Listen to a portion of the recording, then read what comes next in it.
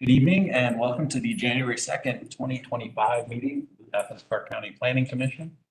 For those of you viewing the meeting remotely, you'll find the meeting agenda on the Planning Department website at accgov.com/planning.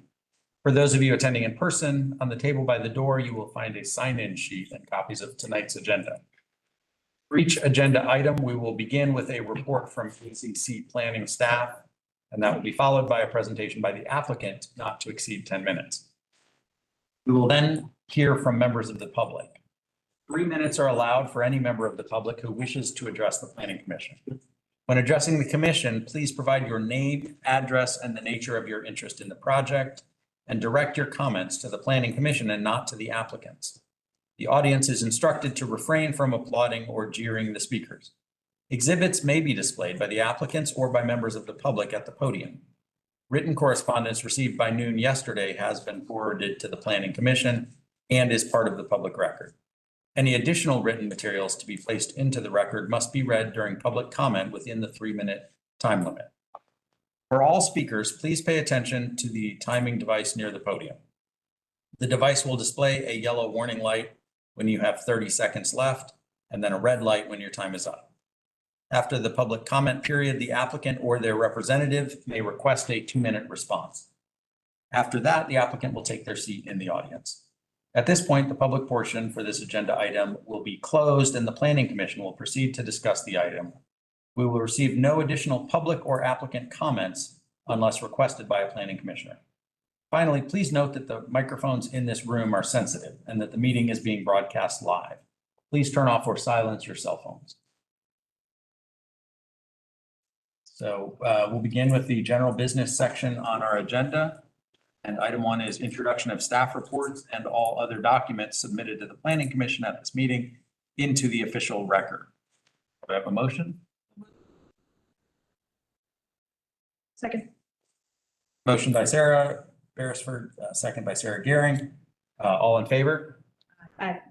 Any opposed? Okay. Item 2 is approval of the December. I think it's approval of the November 7th, 2024 Planning Commission meeting minutes. Do I have a motion?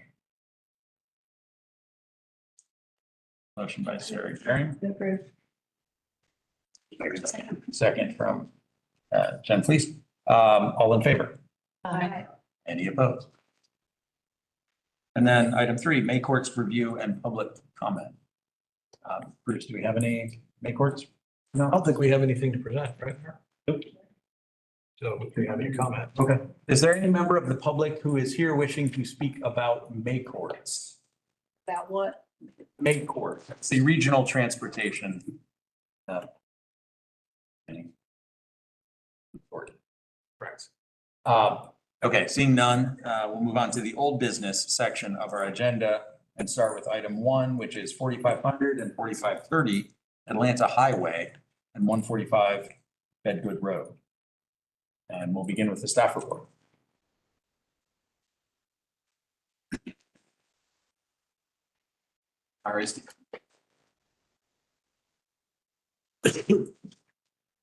Evening Planning Commission, members of the public. My name is Stephen Hickleys. I'm 3 on staff here. Here to present the project here on the screen, also known as Winslow Park.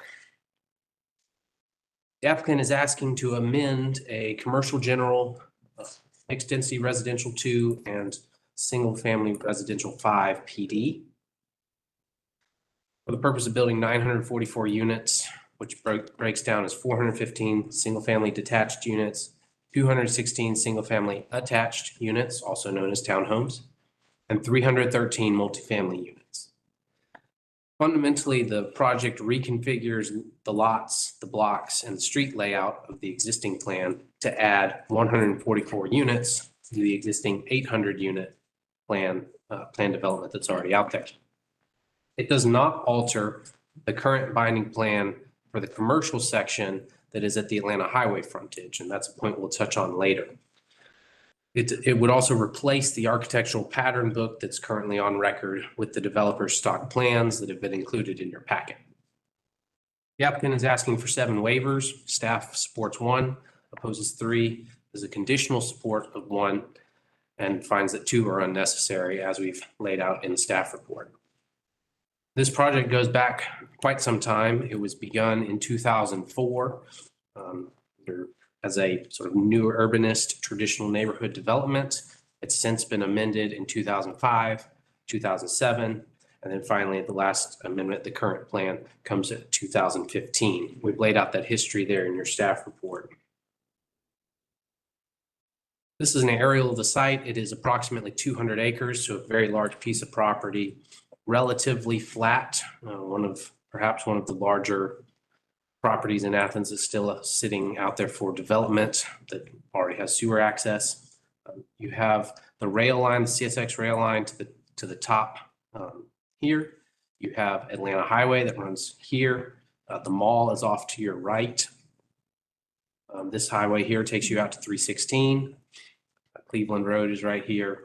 You can see the property is largely wooded. There are some areas where an attempts cut in some roads. You can see here and laid some pipes. Took it no further than that. And we have the Coggins Industrial Park over here to your right.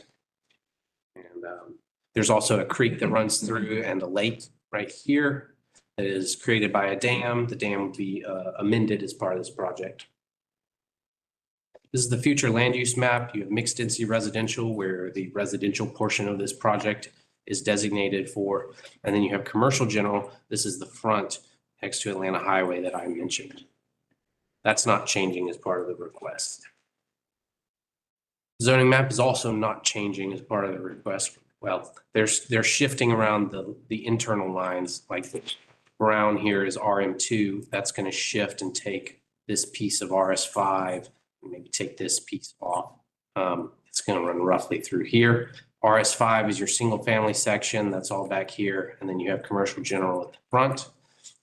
We've outlined the area that is the subject of this request, but we also note that you'll see there's some shading there across the whole project that includes some parcels up at Atlanta Highway that are part of the PD but are not being amended.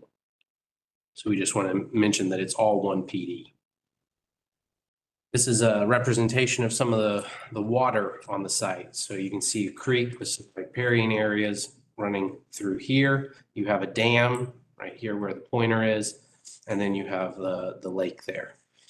The dam would be repaired, rebuilt as part of the project so that they could put a road across it to develop the portion that's between the lake and railroad. This is an overall map of the site as they're proposing. All this pale area is going to be single family residential lots. Then the orange is going to be duplexes.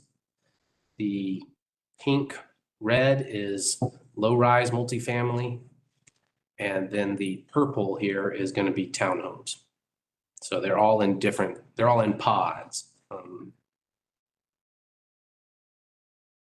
I forgot to mention, this road right here.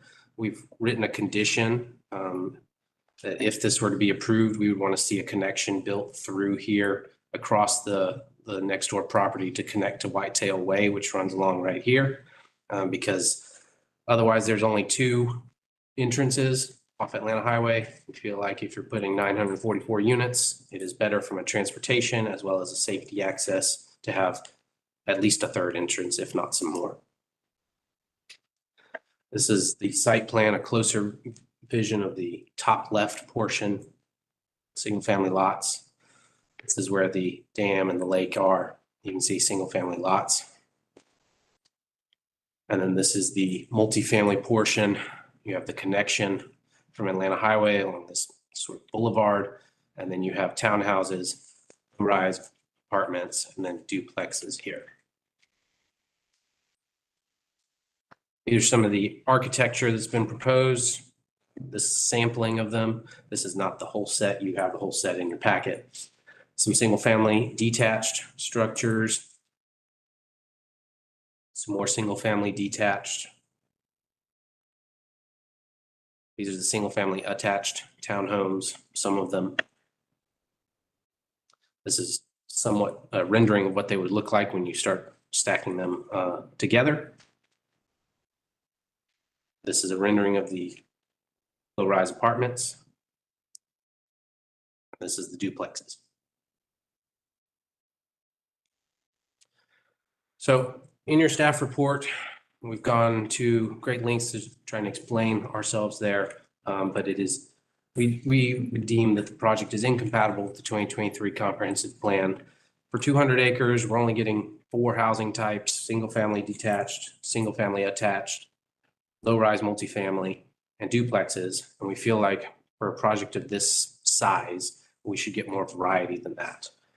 This project is also not proposing to build out the commercial node, and this project all along has been a mixed-use project and intended to be that way, and intended to give residents that access to commercial and that interplay between the commercial and residential, in hopes that folks would not have to get in their car and go all the way down the highway every time they want to get something.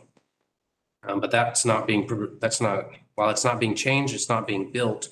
And so this project can't really fulfill its intent if you don't build the commercial node. So one of the conditions that we've recommended, if you chose to recommend approval, would be to build some of that commercial while doing the residential. There's also fairly minimal connectivity. I spoke that there's a condition recommending a third entrance, but really there's not a lot of connectivity here for a lot of units. I should also mention that our growth concept map calls for this area to be a center. And that goes back to needing to be that mixed use node as it's been all these years. The applicant is substituting alleys for streets in a lot of cases, or in some portions, in some pods. We feel like that's inappropriate. That reduces the connectivity as well.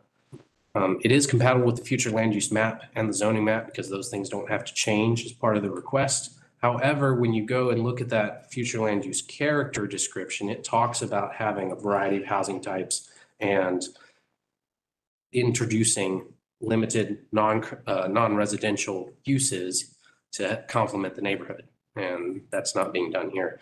There's also a number of code compliance issues. I think 16 was the final count. There's also a number of waivers. So it's not really compatible with the zoning ordinance as currently shown, couldn't really be approved without some significant changes.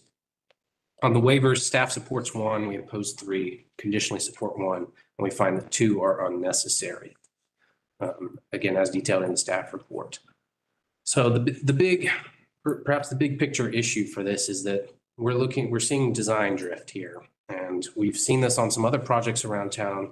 They start with perhaps some of these sort of new urbanist planning principles in mind. They get approved.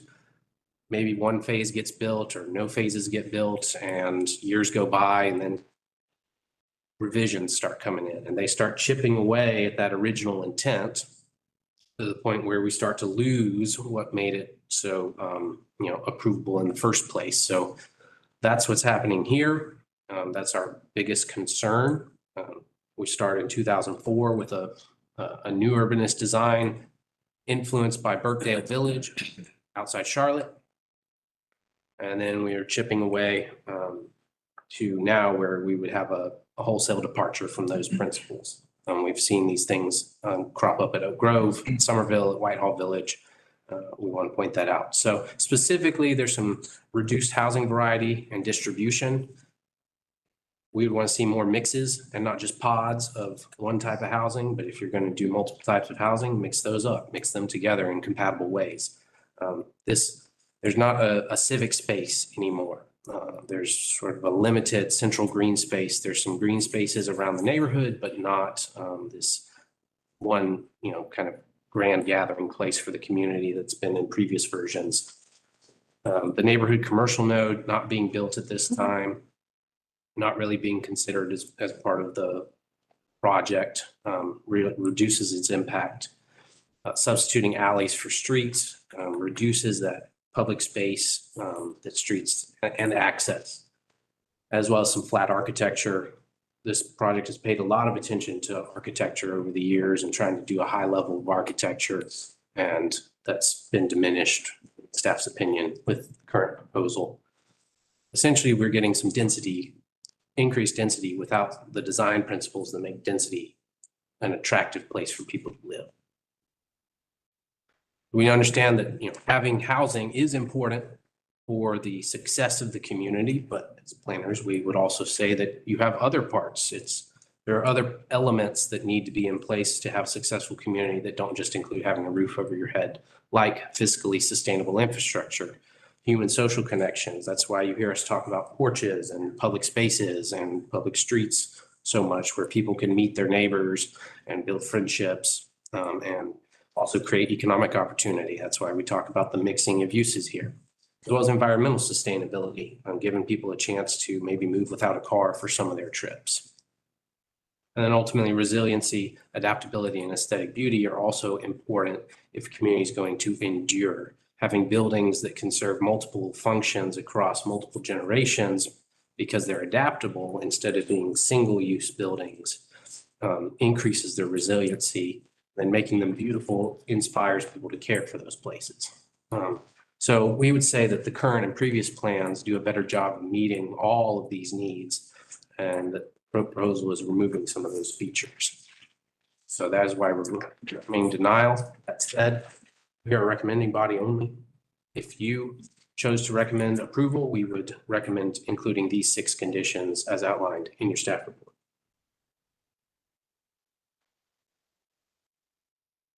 Thank you. We'll now hear from the applicant.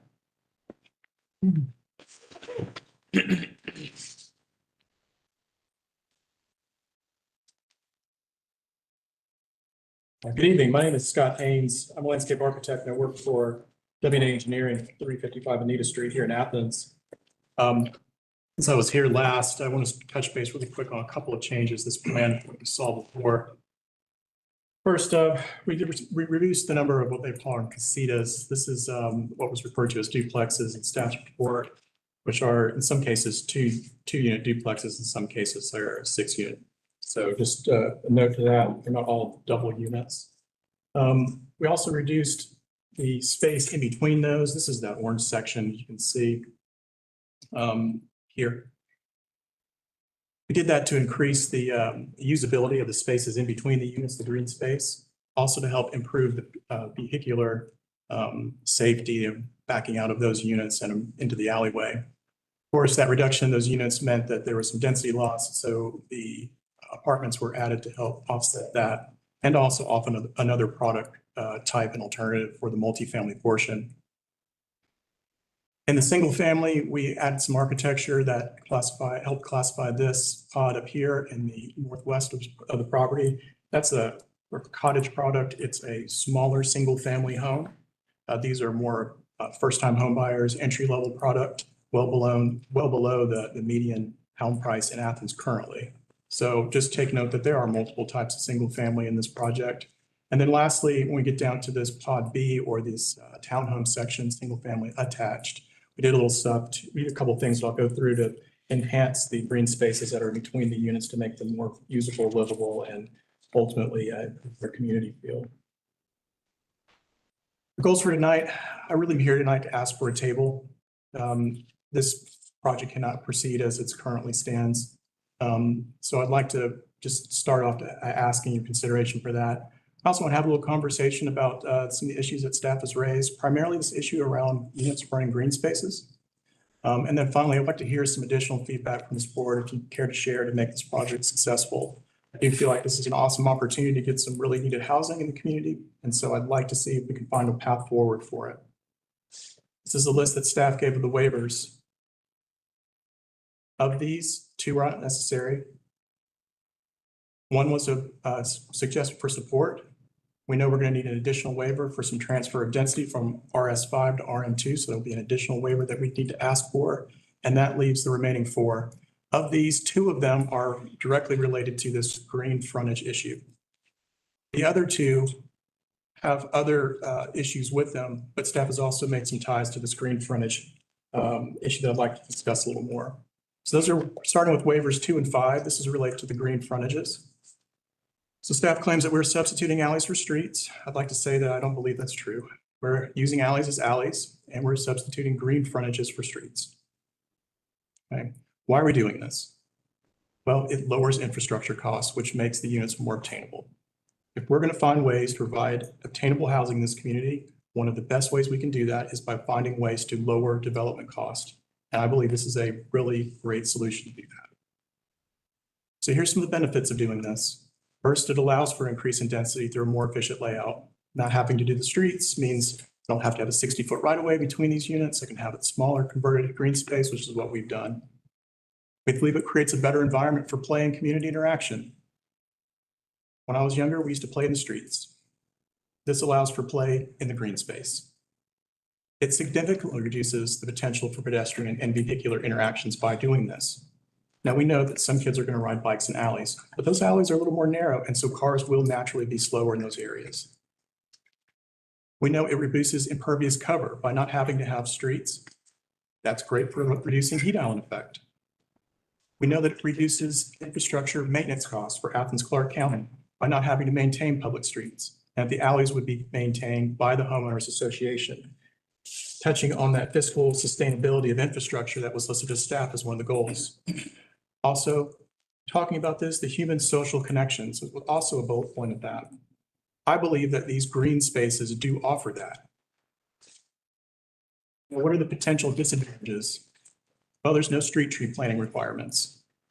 So the solution we have is we proffered that one tree for every 30 feet of unit facing green space length be applied. It's in our report now in our narrative. There's a reduced public access. The solution we have to that, full ingress and egress easements on all the alleys and green frontages and utility easements where required. Looking at this changed slightly from what you saw last. We took the sidewalks and we pushed those to the edges, top and bottom. And then we applied the trees that we proffered for the length of green space. We pushed those and grouped them on the opposite ends. This opened up a lawn space. In this example, that's about 30 feet wide and almost 200 feet long on this, on this side only. That yields about 6,000 square feet. With both of those green spaces, it's about 12,000 square feet. And again, people in here, cars in here. Now moving on and talk about waiver number 3. This has to do with the block length and size maximums. This was the exhibit we put in our staff report, or in our narrative. As you can see, we have a collection of issues in the center section of the single family. And then we also have a pretty big block of red. The red hatch indicates an area maximum, and the red line's a length. So we have a large portion that seemingly seems to be a problem in the Pod B duplexes, or townhomes, and I'll get to that in just a second. First off, here's some area takeoffs that we have of those problematic single family areas. As you can see, they're over 3 acres, in many cases, not by much. We think that there's some things we can do here to clean this up. We do have some length issues, and again, hopefully by trying to break these up a little bit, we can come to a better solution. Some of this is driven by topo. Some of it we think we can lose some lots and gain some separation. But looking at the back to Pod B. Just ask a technical question. Can you jump back to the last slide and try not to use your time. Okay, the blocks that you showed, some of them are bisected by alleys. So I wouldn't have thought you have a 4.9 acre block with a T-shaped alley. So I would have thought that would be 3 different blocks. Am I wrong about that? According to the technical definition of the separation in blocks, yes, it doesn't count. It has to be a street, or It has to be a certain green space width, this is correct, Bruce, or a street right of way. Correct. A 50-foot break, essentially, whether it be a street or a green space. Okay, thank you.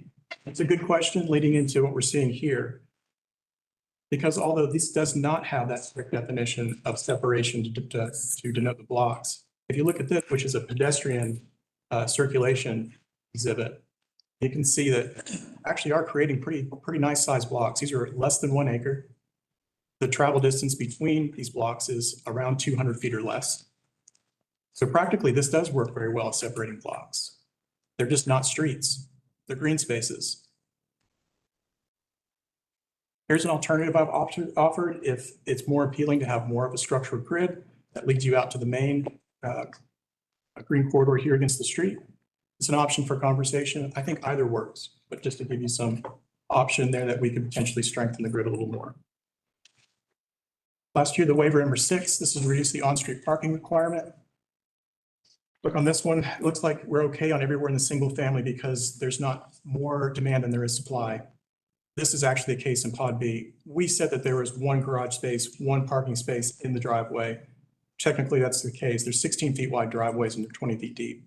But realistically, we can get 3, maybe even 4 cars, but I'd say 3. If I'm parking here, I'm parking 1 in the garage. Number 2 is going to go offset from that. So number 1 can get out if they need to. And a guest comes and parks behind number 1.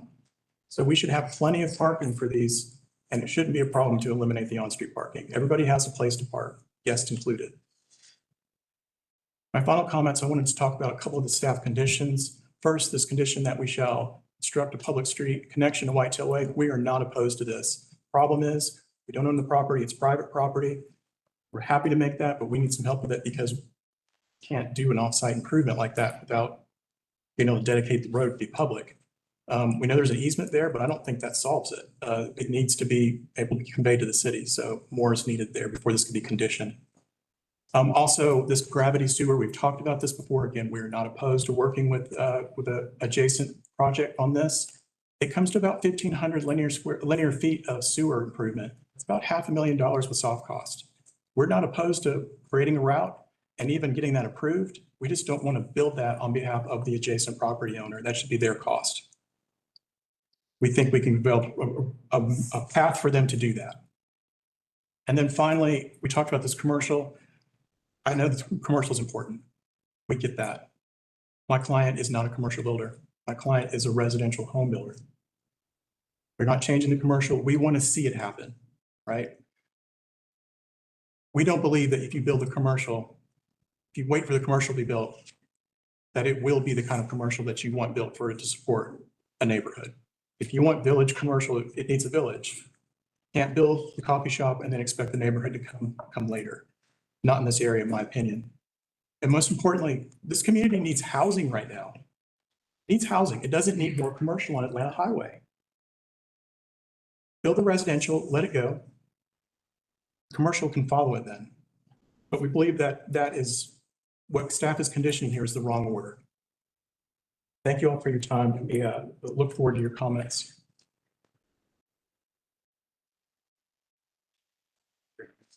We suggest this for our process. I understand the applicant is requesting a table before I entertain a motion about the public comment. Oh, thank you. We'll do public comment in a moment, but I'm just, when we bring it behind the rail, I'm just going to suggest, let's have give the applicant some comments before we consider a table, because there are some issues that the time that the table will give, it'd be helpful for them to have. But yes, thank you for the reminder. And we will now open the floor to public comment. Is there any member of the public here who wishes to speak in favor of this? And is there any member of the public here wishing to speak in opposition to this application? Okay, with that, we will bring it behind the rail, and why don't we just offer some commentary on some of these waivers and whatever else people want to talk about before we think about the table question. Wants to start us off? Jen. I ask a question about the original approval plan. How was the commercial mixed in? I know that it references that the commercial has been in the front and it reduced. So the commercial was always relegated to one section within this, not embedded. Good question. Over the different iterations of this PD, the original iteration and the second iteration had phase lines that went through where there's an aspect of commercial to be built concurrently with a larger area of residential. And it was sort of like slices of the development. Woven through Yes, rather than relegated. There was a mix to each phase, and the timing within each of those phases was up for discussion, but the notion was you wouldn't move from 1 to 2 until all of 1 was done. That was really the first 2 iterations of that. One of the reasons for the third amendment was to step away from that slicing through the development with the mix, and having the commercial as its own unique area. And then that next amendment was a reduction in the commercial among some other things. For a parcel this size, for 200 acres, would it be more compatible with the future land use maps to have that commercial more interspersed within that 200 acres? Is that more of a node or town center concept? Well, when you think about nodes, you're thinking how you define them is driven by scale. So if you think about this portion of town and more than just this 300 acres, but think about the commercial that's already there and the residential that kind of is around it. That is more of the scale of node that was being discussed here. There have been iterations of looking at this as more of a neighborhood scale node that would tend to focus, which was in the staff report, focus uses down towards Atlanta Highway that maybe the ones on the north side serve more of the residents inside the development, and the ones on the south side closer to the frontage or something that the community as a whole might benefit from. But that was the thinking behind that with the node. And on that question, I think it's worth clearing up. The recommended condition that staff put in, if this were to move forward with a recommendation for approval, that one condition about pod A being held out until the commercial was done. The reason why we landed on that as a suggestion was pod A, as defined in the materials that were submitted, was the multifamily. So the other, which we tend to have a supply of in the community, the housing market right now has multifamily units of that sort. So it wasn't that they couldn't be done, but that's the one that we're not deficient on. Single family attached, single family detached, the shared units, frankly, the variety that's proposed on the other side of the lake to the west in the upper corner, those are things that are different. And so that wasn't part of that suggested condition. But when it came time before doing the multifamily, then we would look for that commercial. That's what we were suggesting. Yeah, okay. So I just wanted to clarify that. That makes sense.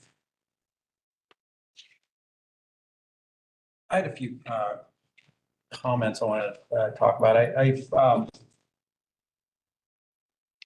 I hear what the applicant's saying about the green space versus street thing, and I wonder if the staff could point to anywhere on the plan where, they use language in the staff report about they're using alleys to replace streets.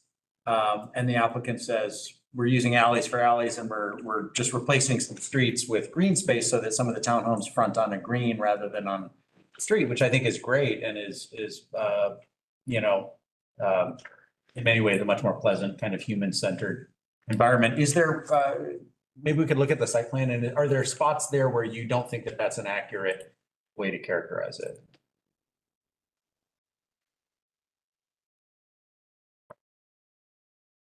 Because on a conceptual level, I'm sympathetic to what the applicant said, but I'd like to sort of see it more concrete. Are there spots where you think a green space wouldn't be appropriate and could have a street instead? So where the applicant is asking to do the green space and alleys are going to be in this section here and basically this section here as well. We've seen that concept be applied to multiple developments that have been recommended for approval, but it's typically done on a much smaller scale where it's this sort of, and we mentioned this in the staff report, but it's this, maybe this section that due to the way the land lies, it's not really conducive to do the normal, streets and blocks. So we'll substitute this, or maybe you're doing some kind of cottage arrangement, applying that at many, many dozens of acres. We felt like was an inappropriate use of that design concept. Okay. Does that answer the question? Yeah, I think it does. I'll just say for what it's worth, since we're providing comments, that I think that our development standards in some respects are a little dated and kind of dictate suburban style development. And I think the trend has been to do more cottage courts and green fronting units. And as Stephen says, there have been projects that we have that do that. And so I'm sympathetic to the concept if it's not like a safety concern about fire truck access, and I'm sure the applicant is being attentive to. So for what it's worth, my own view is that the townhomes that front on a green rather than on a street are much more human friendly and pedestrian friendly and good for the community. And so I think that's a nice thing. I'll also say that the question I asked, the technical question, when I interrupted the applicant a minute ago about the blocks, it seemed to me, initially, I don't like the idea of mega blocks. where if you want to walk your dog around the block, it'll take you 50 minutes, that's not, I think, a human-centered, human scale kind of development. But when I was looking at the mega blocks that are in here, I do see that they're generally bisected by alleys and that there are pedestrian ways and sometimes green spaces that don't count apparently for our technical standards in terms of block size, but as a practical matter in the way that humans will interact with these blocks, it's not going to feel like a alienating big car-centered block. It's more, you can go for a walk after dinner and take your dog around the block and make it short if you want. So I'm generally sympathetic to that as well. And again, that's just my own view. And the last thing I'll say on the waivers is I was sympathetic to the applicant's point that, before you can have the bakery and the cafe and the walkable commercial stuff, you need to have the residential density. And so I'm not sure that I support the staff condition about front loading the commercial development, although I'm open to hearing more about why that would be necessary. But to the extent that this is not just Atlanta highway commercial, but it's meant to serve these new residential units and other nearby people, I can see the point that all these 1,000 new units or so are maybe necessary to support that commercial and to make it leasable. And I wouldn't want to require them to build it and leave it vacant because nobody wants it yet until the residential. And so I'm sympathetic to that as well. I will say though, I'm on the sewer point, if I understood the applicant correctly, and again, this is just for comments, but I do think it's very important that the city not be forced to shoulder major sewer infrastructure development costs. And I think it would be appropriate to condition on approval of a project like this, that something the city's already decided to do in terms of expanding sewer capacity to an adjacent parcel on the other side. I think it's perfectly appropriate to condition that on sewer access across this parcel, which may require building slightly more sewer main than the applicant needs for their own project.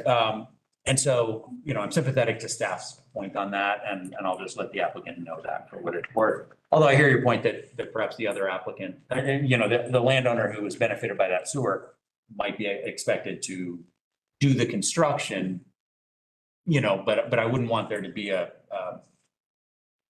impasse about, this applicant demanding an unreasonable fee for land for an easement or something like that. So, I would just ask the applicant to hopefully have a more concrete proposal if we do table this and it comes back, hopefully we can have some more specificity about here's where it's going to go, here's what it's going to cost, here's exactly what we think we should be required to do as a condition and stuff like that, because I'm very sympathetic to staff's point on the sewer. Does anyone else have any comments? I think for me, the thing I really can't get past the pods. I feel like I could even accept that this is generating only 4 different types of housing units. It would be nice if it could generate more than that, but I really don't like, I understand that you have to cluster things like townhomes and that you might cluster your multifamily, but to me, what's really missing is sort of the principle of integrating different housing types. I think the staff talked about these housing monocultures, and I don't know what's changeable at this point in your planning process, but that's the thing that for me makes this proposal kind of really miss the opportunity, miss the mark as far as what it could create for Athens housing wise. I totally agree that we need housing. I just want to see those different housing types integrated with each other to the extent possible throughout the development. I would agree with that. I have a really difficult time getting past some of the design elements. This feels uninspired and unimagined. It feals very Gwinnett County. And I know that we need housing, but I question if this would be the best use. How does that not become overwhelming to the landscape, to the people that would be living there? By Sarah and then Alex. The only thing that I have to add at this time is mostly thought, which is that when we think of the lowest cost option available for a lot of things, we think of stuff that's been mass produced. And I think it makes sense that that would apply to certain kinds of housing as well. A lot of things that we buy are not necessarily inspired, especially if we're on a budget. Can't necessarily afford the nicest thing. And so, yeah, I'm thinking about that. And you know, this, you were talking about how we're moving away from suburban style development, but this is a suburb. Like this is, it's on the far reaches. It's not particularly close to very much. So if we're building it, if it's a suburb subdivision, I think it should be graded on that curve. That's all. Alex. I did want to mention or ask back on the commercial end, we started with that and now we're ending up without it. And the idea that, well, we're not commercial builders, but then that's like someone building downtown and saying, well, I'm not a commercial builder, so I want this here, even though they're not putting apartments up on Atlanta highways. There is a difference in that, but I just, well, then get a commercial builder, do your real estate stuff, do a lease it off, land lease up, and you got a commercial entity there. And which kind of falls back to the node thing, which again, a node is bigger than this one neighborhood. And it would support that. And this is sort of future land use, Alex talking now. It's like, okay, that's where things are leaning at the moment on that committee, not specific to this piece of property, but, and again, nothing in writing there yet. We're still doing all the work, but so I'm saying at the moment, I'm not just willing to just, okay, you know, you're not in that business. Okay, you don't have to do it. Because that sets the precedent for that just to go away. And it is important to connect these. This is a lot of people living back in 200 acres. There is a way to do it. And you just have to get smart and do it. So I'm not saying either way or there. Yeah, I don't mind you speaking on that if you'd like. The only thing I'd add to that is, so Walton controlled all of this property, right? Walton has sold all of that commercial up front. They no longer control it. So it's not even a matter of whether we're commercial builders or not. Okay, That property is not available to us. That property has been. it's out of your control. It's out of our control entirely. Okay, that does make a difference. Okay, good information to have, and I'm glad that. Also, I, at the moment, am pretty good with the alleys and the street situation. I think you were the one speaking on that.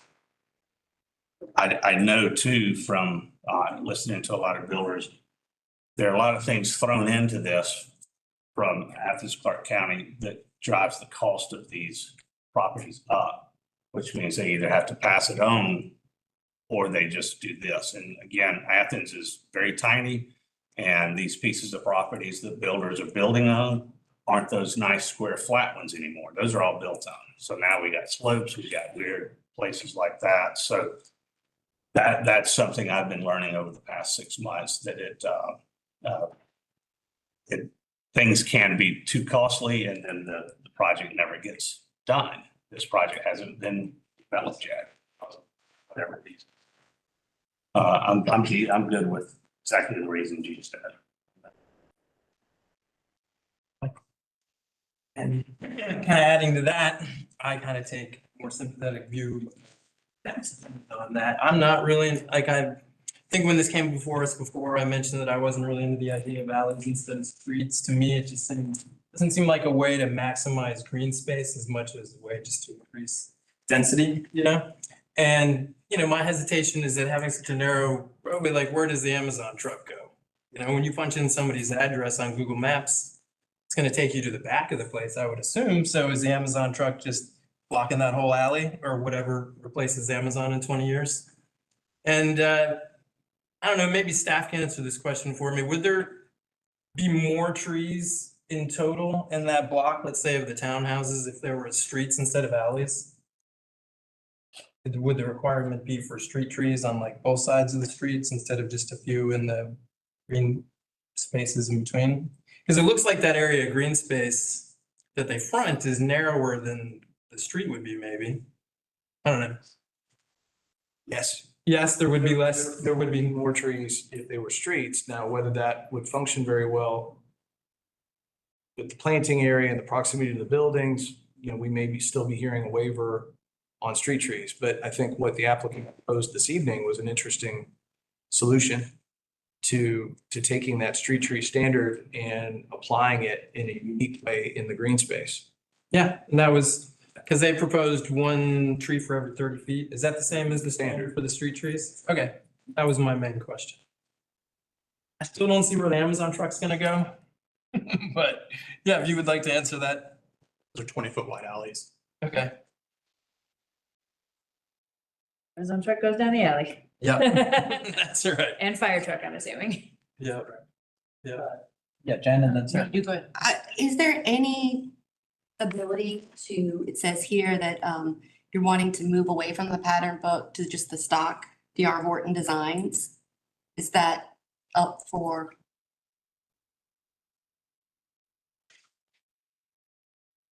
Are they willing to move it? Is it important for them to stick with the stock designs in the book? I'm sorry, Jen, just to be clear, are you asking the applicant a question or staff? I'm asking the applicant. Okay, thanks. Sorry. My first indication would be that they would not be receptive to that, just because of how they do their business, Mhm. and the products that they produce. Certainly willing to take that question to them, though, if you're willing to give us a table and talk to them about that. Yeah. I would want to see some more stringent designs. Yeah, if you would be willing to, assuming a table is granted, if you'd be willing to come back, able to answer that question, that would be appreciated. And if you are, if there's any answer to that question that involves like, oh, if we did, if we strayed from our stock patterns and did this, you know, completely alien design to D.R. Horton, here's how much more it would cost, basically. Like, if we could get an idea of that, if you come back with that answer. I think in order to ask that question, you need to know what it is that you want in stock deviations. What is it about the stocks that you want to see change? I'm not sure we have, I don't that any of us necessarily can have answer an that now. answer for that. I just, yeah. Pattern in front of us. Understood on my part that that would be required to talk about cost, so no worries for me. Understood. I'm going to go to them and ask them this question. The question I'm going to get is what deviations are they looking for? And so that's where I'm going to run into some. Maybe a way to frame it would be, looking at the original pattern book that's being abandoned. Yeah, it seems like there's a big deviation from the original design that everyone was happy with to where we are now. And so in looking at their current pattern book, it does feel like it is also addressing the issue of not a lot of diversity in housing. Maybe there's diversity in the housing types, but in the styles, this feels like it would end up being very monolithic in design.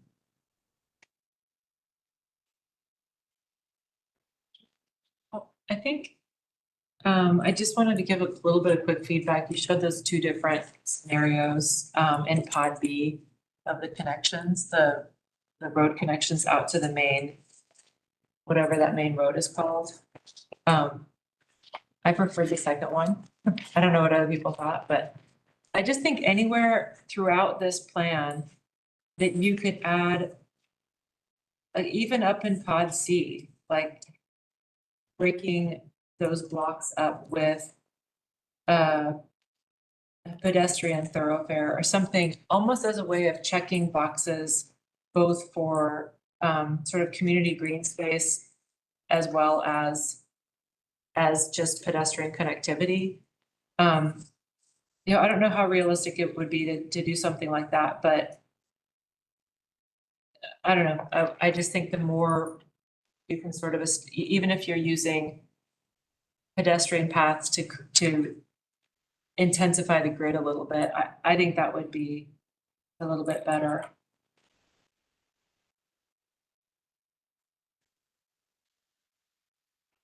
Any other comments, or should we move on to the question of tabling? Move on to tabling. Does anyone want to make a motion, or is there discussion? Sarah? I'd like to, excuse me, I think there was one more comment. Is comment allowed from the crowd at this point? No, ma'am. I'm sorry. Our procedure is that after we have begun discussion at the planning commission, that we don't generally, although I think if there's no objection from any planning commissioner, I'll recognize the speaker to, there's no harm in spending a minute here, but just please come to the podium, ma'am, and identify yourself.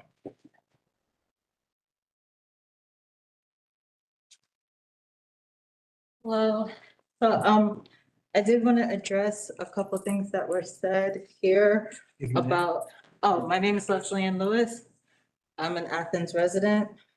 A couple things about the mixed density, mixed residency. I wanted to encourage the planning committee to take into account the kind of rent and the pattern of rent that this particular owner and engineering company charges. WA Engineering worked on the standard, the Mark, and Accent Lake Wall. So those are new apartments that were approved by the planning committee. On the subject of creating housing, their cheapest studio starts at $11.59 a month. That's at Accent Lake. Their VIP studio at the Mark is $18.59. So when we're talking about looking at housing, creating better housing for Athens, we should also consider how extractive these companies are, the pattern of rent that they have, and how that negatively impacts the overall housing cost and how that creates homelessness in Athens. We do know at this point, every single $100 increase in rent contributes 10 to 15% increase in housing, in homelessness. And so while they are saying that they are creating housing, what they are doing is exacerbating the housing crisis that we are experiencing in Athens. I would like to point out at the time that the standard was built, I was also a renter in Athens. I was paying $750 for a 2-bedroom on East Broad Street. And they came in starting their rent at $1,000 for a studio. So we are not seeing people who are catering to Athenians. They're looking to cater to students who would be using their student loan money to pay for this housing. They also, all of these are also strictly student housing. So I did just want to point that out because they have a couple projects that are proposed here. And I do want to point out that this is not alleviating the housing crisis at all. In fact, it is contributing to it. So thank you guys very much. Thank you, Ms. Lewis. So we've gone a little out of order, and I think we're obligated to give the applicant 2 minutes to respond, since after any public comment, the applicant ordinarily gets an opportunity to respond. Thank you for that. I do want to make a couple clarifying comments here. Firstly, for the speaker or the board here, I mean, WA Engineering is an engineering firm. We're not a developer. These are not our rents. These are our clients' rents. The projects reference are student housing projects from a different developer. Those are completely separate than what we're talking about here tonight. We're talking about a different home builder. And in terms of talking about obtainable cost, I think I saw somewhere today that median price is getting close to 350 in Athens. There's products in here that are almost $100,000 under that for starter homes. And not just a few, right? So when we do talk about attainable housing and housing problem here, I want to say that this is a viable solution. This is not student housing. Students don't live on the edge of Atlanta Highway on the farthest reach of the county. They live near the university. So I appreciate the comments from Lewis, but I just want to say that this is not a student housing development, and the products here will be at a more attainable price than we've seen a lot of other offerings. Thank you. Okay, thank you for that clarification. So I think, Sarah, I had just recognized you. Yes, I was going to, how do I phrase this, make a motion to table. Motion to table for 90 days, Up to. up to 90 days. Second. Okay, any discussion of the motion, or are we ready to vote on that? All right, do we need a roll call or should we just do it? Oh, Let's do roll call. okay, sure. Motion to table. Please. Beresford, Yes. Gary, Yes. Pass, Sams, Yes. Sanders, Yes. Lord, Yes.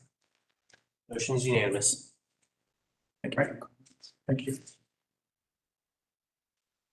Thank you all. And that brings us to item 2 under old business on our agenda today, which is 1280 Oakland Street, 300 Ann Street. We'll start with that one.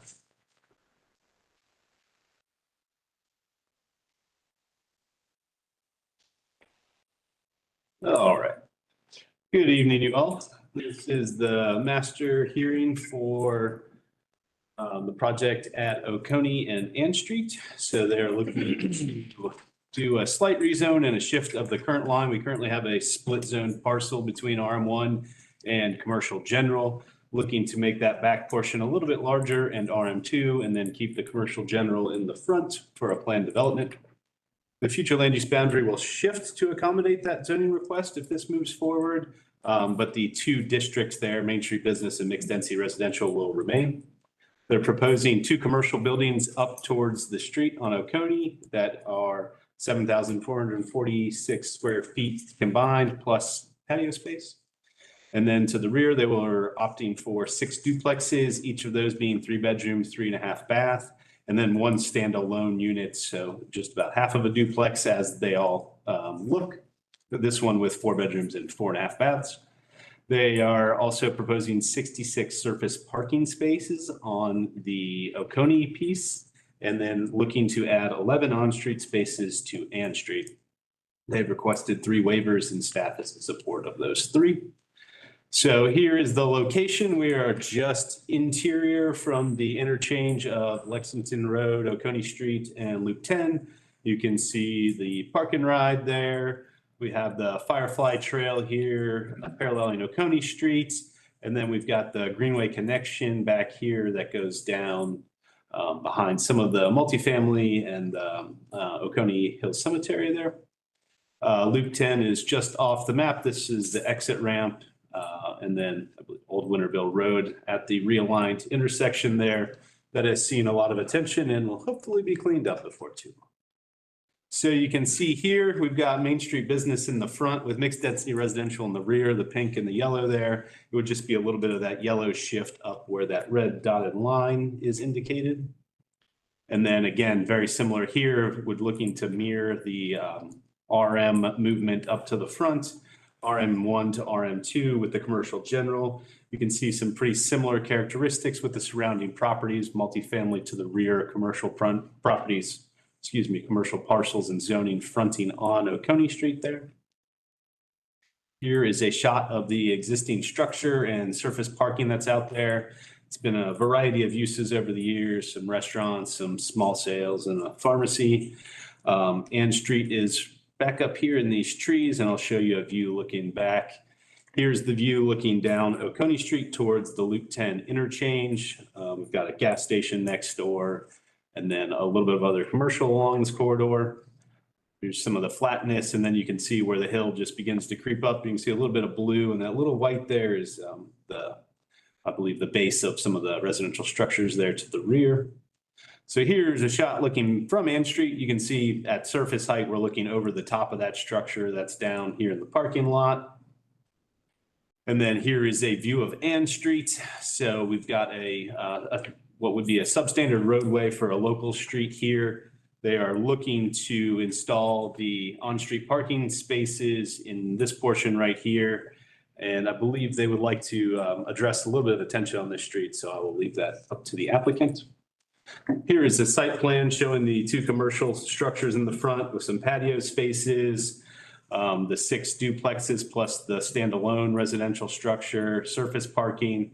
And then we've got the on-street spaces on Ann Street with a pedestrian connection right here that I believe also would allow bicycles to get up there.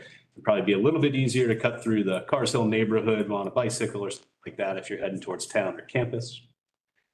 Here are the 2 commercial structures as they're proposed. This is a planned development, so this is binding architecture that has been submitted here. Here are 2 of the residential structures as proposed. These would be the duplexes. The individual standalone unit is fairly similar in scope and just sort of one of those half. We do have a picture of it. There you go. So staff finds this to be partially compatible with the 2023 comprehensive plan. We do appreciate the opportunity here at this very great location. This location is a bit of a blessing and a curse at the same time. To be able to put housing this close to in town and to many of the things that people would be coming into Athens for, the university, the jobs, the entertainment that is going on. This is a great opportunity. It's well connected for transportation options, not only the Firefly and Greenway and obvious vehicle connections. There are transit connections along here. However, the connection into and out of the site is the limiting factor. Staff would love to see a way that could be addressed. We understand the topography issues, and you can see we are recommending approval of this, but staff would love to find that way to connect to Ann Street and really hopefully open up that neighborhood and create that comprehensive nature that we're hoping out of some of these projects. So compatible with the future land use map and zoning map. A lot of potential at this site, as we mentioned, some of those connection issues, but we do see this as some quality infill design. That could be a possible example for parcels like this that are in town and needing a little bit of this type of intensity to it. So staff is recommending approval of this. And that completes the staff report. Thank you, Mark. At this time, we will hear. Oh, wait a second, I apologize. You let me go back next. Sorry, I lied. Let me go to the waivers real quick, just to let you know. So they are looking for a conserved canopy reduction. A lot of that is on the edge. Staff is in support of this. The arborist would be able to work with a developer to get that up to the standards we're at. There is a requirement that the residential buildings face a public or private street. They are showing that internal parking lot, so a little bit different design there. And then there's a small factor of within a structure within 75 feet of a public street. So this would be the last 2 structures in the development. They're looking to not have those front towards that street or have a front entry porch. They would keep them focused towards the interior of the property. Okay, with that, I will actually complete the staff. Thank you, Mark. And now at this time, we will hear from the applicant. Go ahead. Okay. Brett Nave, Studio B&A, 200 Plum Alley. Thank you again, Mark. I appreciate the last sentence there. It's kind of our goal, which is the quality design, hopefully that maybe has a little hint of encouragement of how some areas like this, and especially this one, of course, since we're talking about it, we might be able to approach to create, nicer little pocket neighborhoods, a little supporting commercial, especially in an area like this. I think that the connectivity here with the Greenway and the Firefly Trail and easy access, walking, biking, or driving, it as needed. I think we're in just a really good spot for that. There's a comment on here that staff added about, or traffic, actually engineering added about the right in and right out. And I don't see why that would be a problem. It seems to make sense here. And for the reasons that they stated.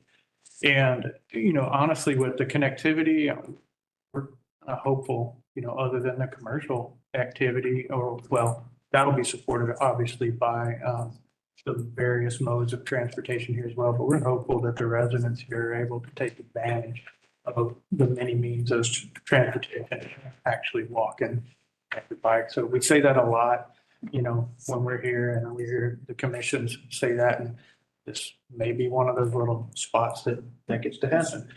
Is there, I've never done this part, is there a slide? We sent Presentation. presentation.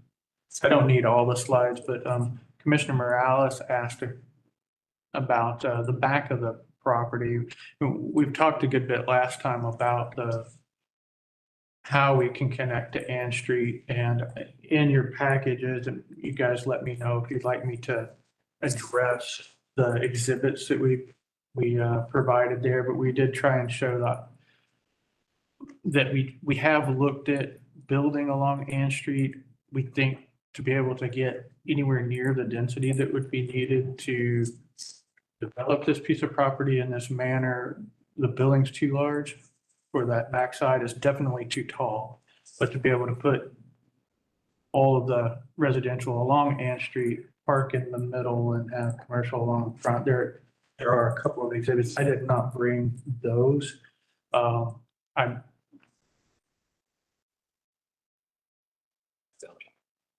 there we go.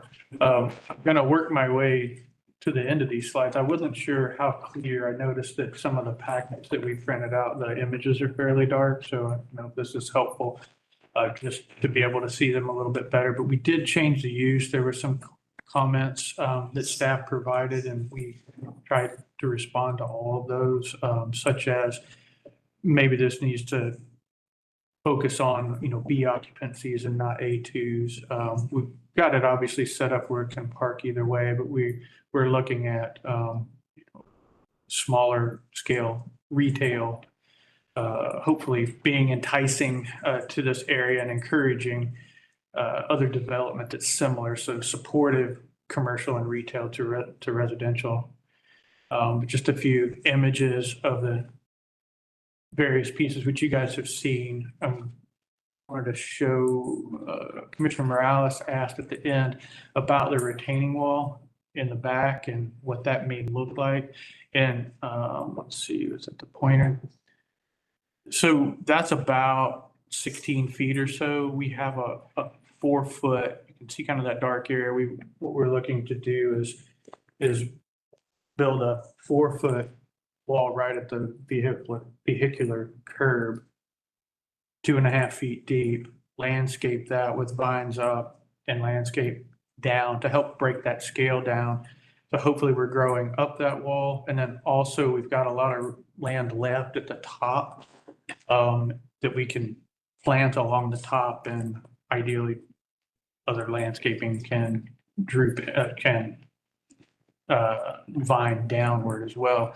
So I think this is a fairly soft approach. I don't know if that's good enough to see as high as the lights are, but it's obviously the entire length of the back. And in this area right here, there's an exhibit.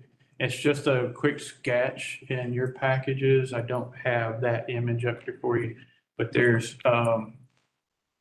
right in this area, we've created a more landscape. It's still just a path and stairs down, but our thoughts are that it's more landscape that's inviting from Ann Street. And when we do have to stair down, because it's a quick grade, slightly urban approach, but our thoughts were to put one of the bicycle wheel swales along the side on one side of the stairs to help on bicycle to make that connection from Ann Street down to, oops, I hit the podium, to the Greenway as well.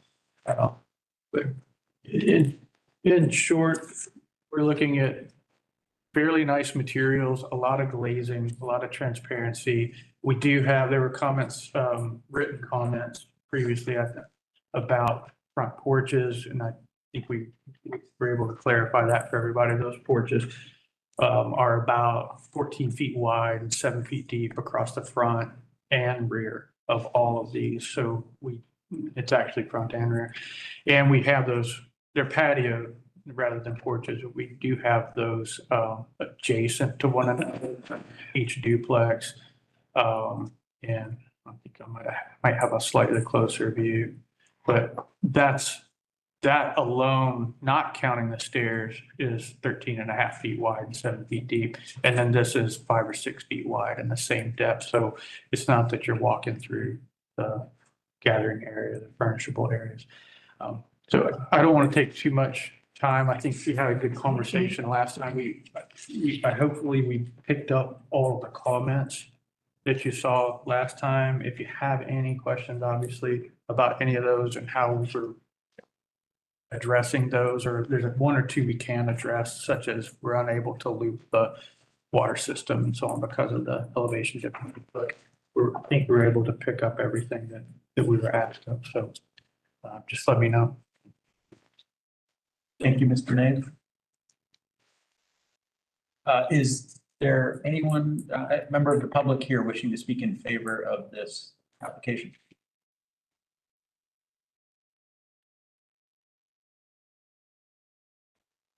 I'm Jane Irwin, 165 Brookstone Drive, Athens. I'd like to speak, excuse me, as a representative of Chris Vogely, who owns the properties across Ann Street from the project.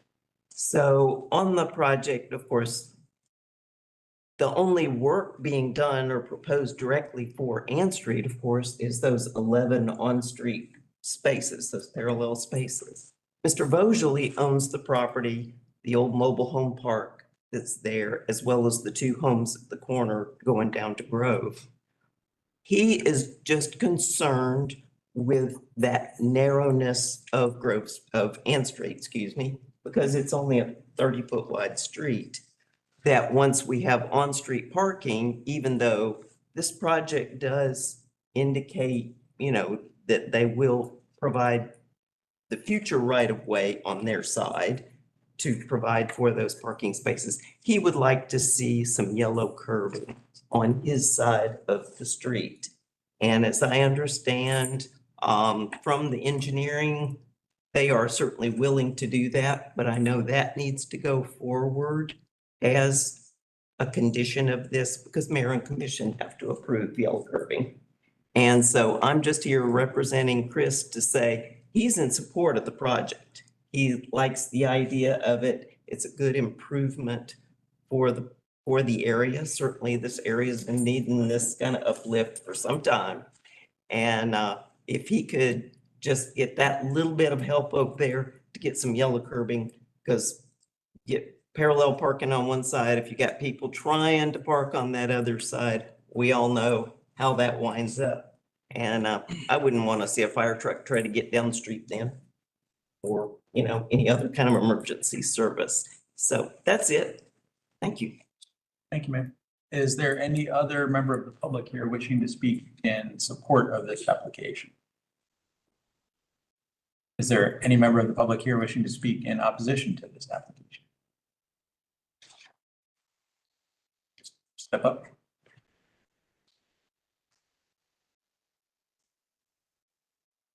Again, Leslie Ann Lewis, Athens, and this is not strictly against this project. What I wanted to do is propose that the planning committee not waive the conserved canopy. That is a huge reduction in green area for that space. It will be visible from the greenway. Additionally, they are very, very close to the highway. And if you are someone who has to use that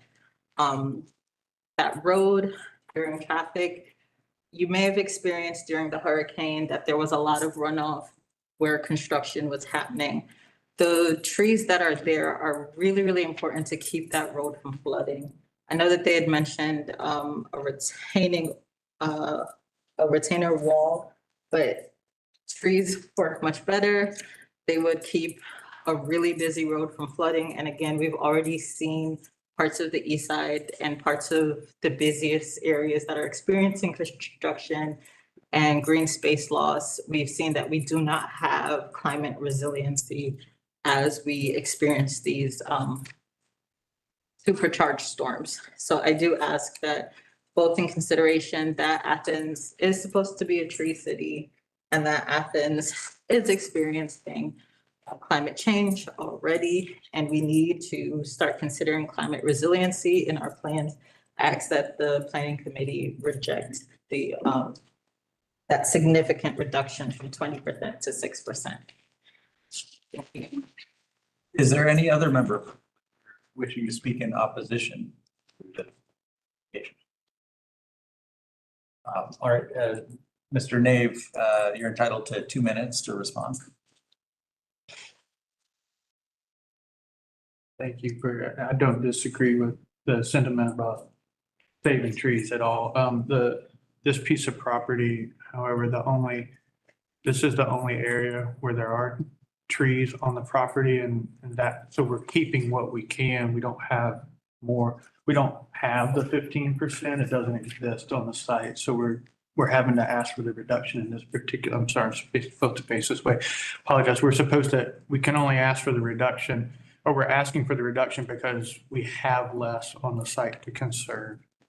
It is simply it. So we are going to be adding a lot of trees throughout the property. The ones that you see here are just the required trees, but when you look at our renderings, and I know Mark's going to hold me to this, there's going to be quite a bit of landscaping. That's part of the idea of this development. So I completely agree. And I think that, this is what we're able to do right here because it's the tree coverage that we currently have. Have you quantified what percentage of the site currently has tree canopy? So I'm standing here without Frank Pittman because he got trapped in New Orleans. And I don't actually know the answer to that. It's not, you may have that. I would have to look at the plans. Yeah, I don't know. Are you saying how many? Did I understand you correctly to say that the reason you need a waiver from the required amount of conserved canopy is because the site currently doesn't even have the required amount of conserved canopy? So it's not about removing trees as much as that those trees don't exist on the site at this time? I think there's a half a sentence or so in the report. I apologize. I would have to go look at that, but it's pretty small amount of whatever we're keeping. I think it's like 6% or something like that. We might be taking 0.5% out or something like maybe 1% out to create this retaining and stair down through that. The trees basically was staying steady. The trees are effectively right here. With the aerials. We'll put the aerial up. You can't quite see the property lines when it pops up, but you can get the gist. We have the line. I think to your question, Matt, there has to be at least some reduction. So I'm not trying to speak to how much Brett might be losing here, but they wouldn't have to, if they didn't lose any, they wouldn't have to ask for it. There is a slight reduction. Yeah, these trees are along the street, so you're seeing, I think, shadows and whatnot. These trees are on the property, and that was that area I was circling before, where we have a little walkway right here, and we're keeping that collection right there. Okay, thank you for clarifying that. And did I understand, I think I saw this in the report, a reference to that the conserved plus newly planted canopy is something like 48% post-development? So generally when someone's asking for a conserved canopy request waiver, we ask for more, we ask for improved, whether that's a larger DBH at time of planting, whether that's more native trees. We do have that flexibility to work with them, and our arborist does that. And regularly when someone requests that, we ask them to go above and beyond. Okay, thank you. Well, that concludes the public comment portion. We'll bring it behind the rail. Sarah. Just to keep rolling with the talking about the trees. So I see so we have our staff reports, here. And they include a technical assessment, from a bunch of different departments, including from the county arborist. And it says here, that the arborist has reviewed the tree management plan, and they support the request for a they support the request for that waiver on the conserved canopy, but they are recommending that it be done administratively. Can you say anything to Yeah, so we, you're saying versus what you're saying? so we tend not to bind TMPs with plan developments because of the small amount of moving pieces and some of the other factors that go into tree placement and tree buying and tree types. So we, as a practice, we do not bind TMPs when we bind the rest of the plans. So yes, our arborist is asking to work through that process. That process also requires the permission of the planning director. So the two of them will work together with the applicant to make sure that they meet those standards and go beyond that. And Plans review. at plans review, okay. So if we were to approve this request, if the mayor and commission were to approve this request, we were to make our recommendation, and it were to go through as written down by y'all, that waiver would be handled in plans review. Correct. That's generally how we handle it. Okay. Yeah, I shouldn't say a lot. When developments come through that are by right, this happens. Yeah, this isn't just something that needs a board approval or a mayor and commission approval. And for just for the benefit of all who are interested, including me, because I have a lot to learn about this position. What is the role of the arborist in, like, what are they considering when they're looking at these plans and they're thinking about this? Yeah. A conserved canopy. Yeah. So, I mean, proximity to buildings is the first thing, buildings and infrastructure. So we've got standards of being away from buildings and infrastructure.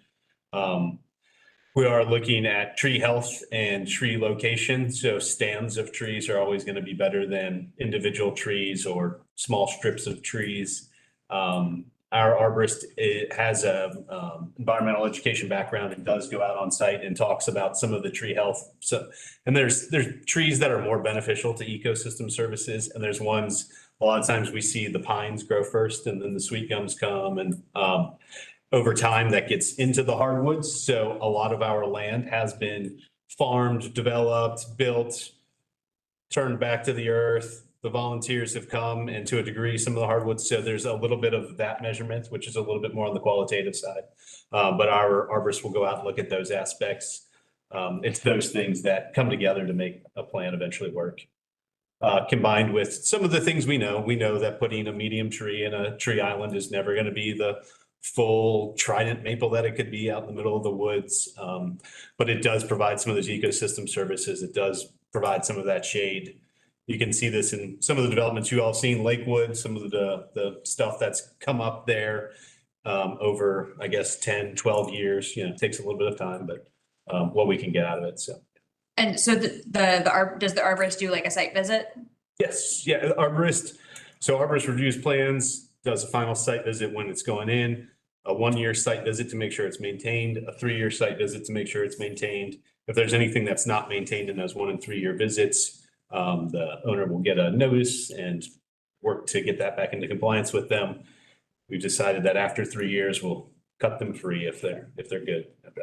And the arborist, like, they went out and looked at Correct. the trees that are there, like, before making this recommendation? Correct. Okay, cool, thank you. That was my first, just wanted to get some information about the arborist and their recommendation out there. I'll hold off on further comment for now.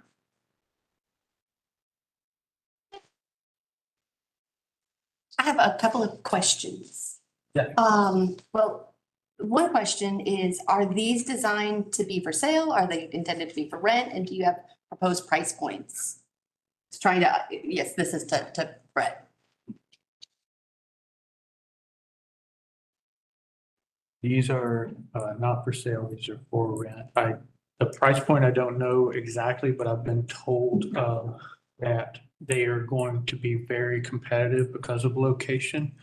And I don't think they're anywhere near what one of the earlier comments from public was bringing up. It's nothing like that. It's more, my understanding is it's going to be more like Mill District, Tracy Street, where two of my staff live there. So I kind of know those rents. They're not low, but they're way better than all this student housing stuff. They're like, $1,300, that kind of thing. So I think they're going to be in that range. That's my understanding. Should I stay here for the next question? Sure. Okay. It's along those lines. I had a question about the retaining wall and the lighting, and you reference in the report that you intend to have dark sky lighting along the path, but for safety, that street's rather dark, and coming down the hill, it seems like it would be a little dark. And I had some safety concerns. We would have to light the pedestrian walkway, and I believe there would be a railing. We don't have it shown, but just to meet code, there would be a railing along the top of that wall as well, so no one could, accidentally fall off of it. So that, I think, that's the kind of thing that. Mr. Nate, I can hear you all right, but I see people behind, a couple of people behind you putting that in. I get told this all the time. The vaccineism started that with me about 8 years ago. I'm sorry. We would definitely light the pedestrian paths, but night sky compliant. It would be low, marking your path. I think our stair treads would have that, and the little sidewalls certainly. And there would be, from a safety standpoint, I believe there would be a handrail at the top of this retaining wall, or guardrail rather, at the top of the retaining wall. Keep anyone from accidentally making it through the landscaping and falling off. So all those protective measures are part of code in general. But yeah, the entire property would meet night sky compliant, like low dim lights. I have one question. Yeah, money. This is more of just an aesthetic thing. I realize the renderings say that they're conceptual and not intended to depict the exact landscaping, but what's the inspiration for the like color and design of the buildings? They don't look anything like what we currently have, unless I just haven't seen. So just kind of give What we currently have in Athens. Yeah, we've picked darker tones, grays and charcoals and accents of natural wood. We're like the front doors, there's a couple going up on Brahms Grove, is what it was called, on South Pope right now, where the little houses they're existing. That one's an existing one, but when you paint something, it's Kendall charcoal color, which is the color that we're looking at here for the primary gray. Landscape jumps off of that color. So I'm kind of a hobby gardener, I guess. I don't know if I'm any good at it, but I don't have any sun at my house. So I'm always trying to get that green to pop out of the otherwise woodsy area, and a medium gray tone with a few dark accents and then some warm wood tones. That green just jumps. And so that's what we're doing here. We really want to landscape this. So we're using the color as a muted backdrop for landscaping. Thank you for that.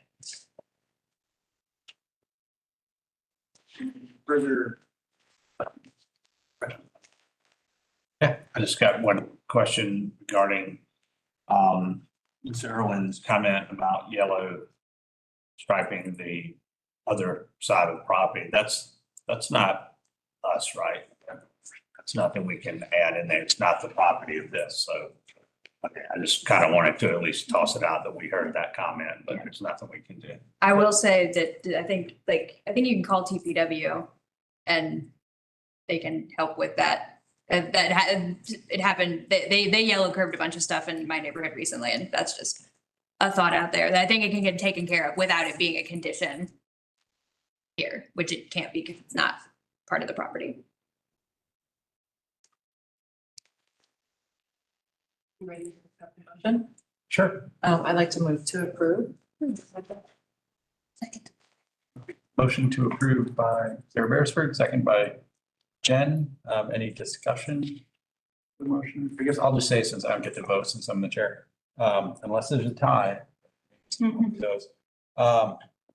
I like the project. I think it provides very much needed housing and it improves a really kind of eyesore parcel right now. And I like the design. I think it looks good and hopefully it'll catalyze some additional improvement by adjacent property owners in the area.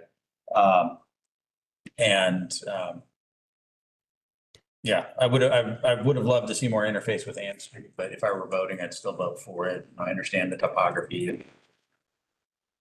I don't love the 12-foot retaining wall, but yeah, I'll vote for it. Before we move on from where we've been with the trees here, I would just like to put out there, I know we have had at these meetings, folks from the fire marshal's office come in and they can answer, they've been able to answer questions about fire marshal stuff, that folks from public utilities come in. If we could get sometime, maybe someone from the arborist office to come in and explain like how, more about what they know about trees so that we can have some more context for reading their recommendations. That would be really cool. You're saying have them present for your meetings or have them come and make a presentation about the community tree ordinance? Either way, but maybe for a meeting like this sometime where there is a conserved canopy waiver in there, it might be interesting to have and very helpful, informative to have them say like, okay, we looked at the trees and this is this is what we have learned about them. This is our understanding, and this is why we have made the recommendation we have made. Also lucky you can be on. Mark, you used to be our arborist, right? What? So he could be, if the actual arborist can't make it, you could interpret pretty handily like you just did. So we're lucky. Wick's often here. You've seen him present. I just have one other question pertinent to Sarah's motion before we vote, which is the last page of the applicant's report has a paragraph titled "Design Accommodations Requested" that asks that the commission grant the architect flexibility to work with planning staff on minor adjustments to elevations should the need arise post PD approval on aesthetic elements of the design. And I just wondered if A, staff could comment on that, and B, how exactly we would effectuate that. If Sarah would need to modify her motion or something, if that was the intent. No, I think, well, first of all, that was in their submittal. So the motion as worded right now is the approval of what we received, so we're good. The way that staff would handle that, and I appreciate the applicant putting that language in there, it gives us the ability in plans review to kind of hold the palette in place, the material selection in place, but if there needed to be a change in roof pitch, we're not coming back to you. If there are those types of things, they may need that flexibility because of a building code issue or a framing requirement or a fire marshal comment. And so as long as we stay true to the design elements that are represented in that architecture to my satisfaction, then we move forward. If it seems like we're deviating too much, then we don't move forward and we amend the submittal. I think that sounds like a great idea, and I appreciate that the applicant put that in there, and that staff is willing to work with them in that way. I think that is a much more efficient use of the planning commission's time to not, if they need to alter roof pitch or some minor thing like that, that they wouldn't have to come back or change the size of a door or something. I don't imagine that any of us would care. And so I might even suggest that we think about if there's a way to kind of make that automatic in PD approvals, either with a text amendment to the ordinance or by staff just adopting a practice of counseling applicants to include language like what Mr. Nave put in here, so that it is approved as part of a PD approval. Because I think that could potentially prevent a lot of needless returns to us or costs on applicants that are avoidable. So no, Okay, so we have a pending motion. Stevens. Motion to, excuse me, motion to approve. Lease. Beresford. Yes. Gary. Yes. Pass. Yes. Sams. Yes. Sanders. Yeah. Lord. Yes. Motion carries unanimously. Thank you to the applicant and to the members of the public. That brings us to our next item on the agenda under section, and that is 1691 Village Avenue extension. All right, so we've got a rezone request here at 1691 Millage Avenue Extension, Zone 2024-11-2446. They're asking to go from RM1 to RM2. The future land use there is mixed density residential. They do not need to change that for this zoning request. There is existing a structure on this property, and they would, that has 6 bedrooms, is a single family house. They're looking to add a 3-bedroom residence, which on your site plan, you'll see where there's an existing garage or shed. Increased density for RM2 would allow 3 additional bedrooms on the lot. So here is the location. We're in between the graduate housing here to the east and Millage Avenue as it approaches the loop going south. A couple of the multifamily complexes that are here on the eastern side of Millage, the shopping center with the Fuchs Food and the Trump Catering is down here to the south. You can see here, we've got the structure on the property. We've got a garage shed structure, and then a few other residences along this area. So you can see the future land use isn't to change, mixed density residential, a little bit of mixed density residential in the vicinity, some Main Street business, and the UGA property zone of government. Here in terms of zoning, you can see all of the RM2 that is across the road there between Millage Avenue Extension and South Millage. Here is the garage and the house view from the front. And here is the existing or the site plan with that new structure proposed down here, which would add the 3 bedrooms to it. Here is a rendering of that structure.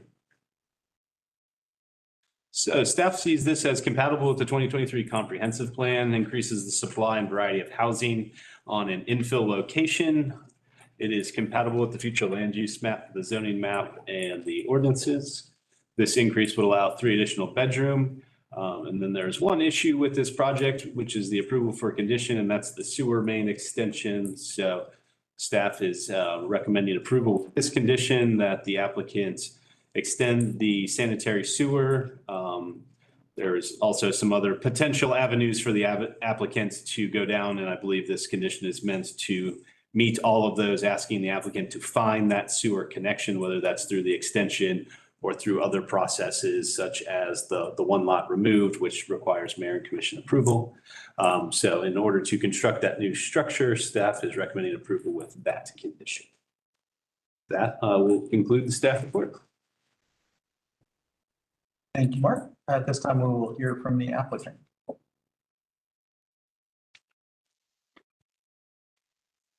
Good evening. My name is Brad Martin, 240 Fortson Road. We're asking to go from RM1 to RM2. As Mark alluded, we're going to take down the shed there, the metal shed, put a 3-bedroom house in there.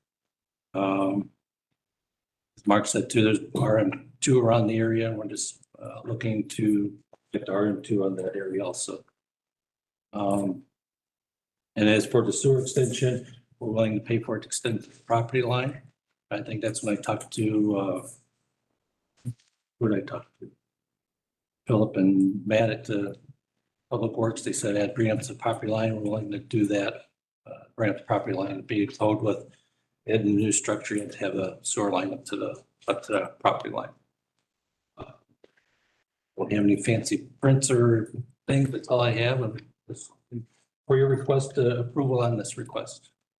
Thank you, Mr. Martin. But since you're done early, let me just ask you a question. When you said you're willing to extend it to the property line, do you mean from the proposed new house to the street, or are you talking about from wherever the sewer ends in the street to the property line? Or it ends in the street to the property line. Okay, and that's what you have already, I'd already discussed that before Christmas, and we're working on engineers next week to draw that up and get to them. okay, thank you for clarifying. And at this time, we will hear from members of the public. If any, is there anyone here wishing to speak in support of this application? Is there anyone here to speak in opposition to this application? Seeing none, we will bring it back behind the rail. Who wants to start us off?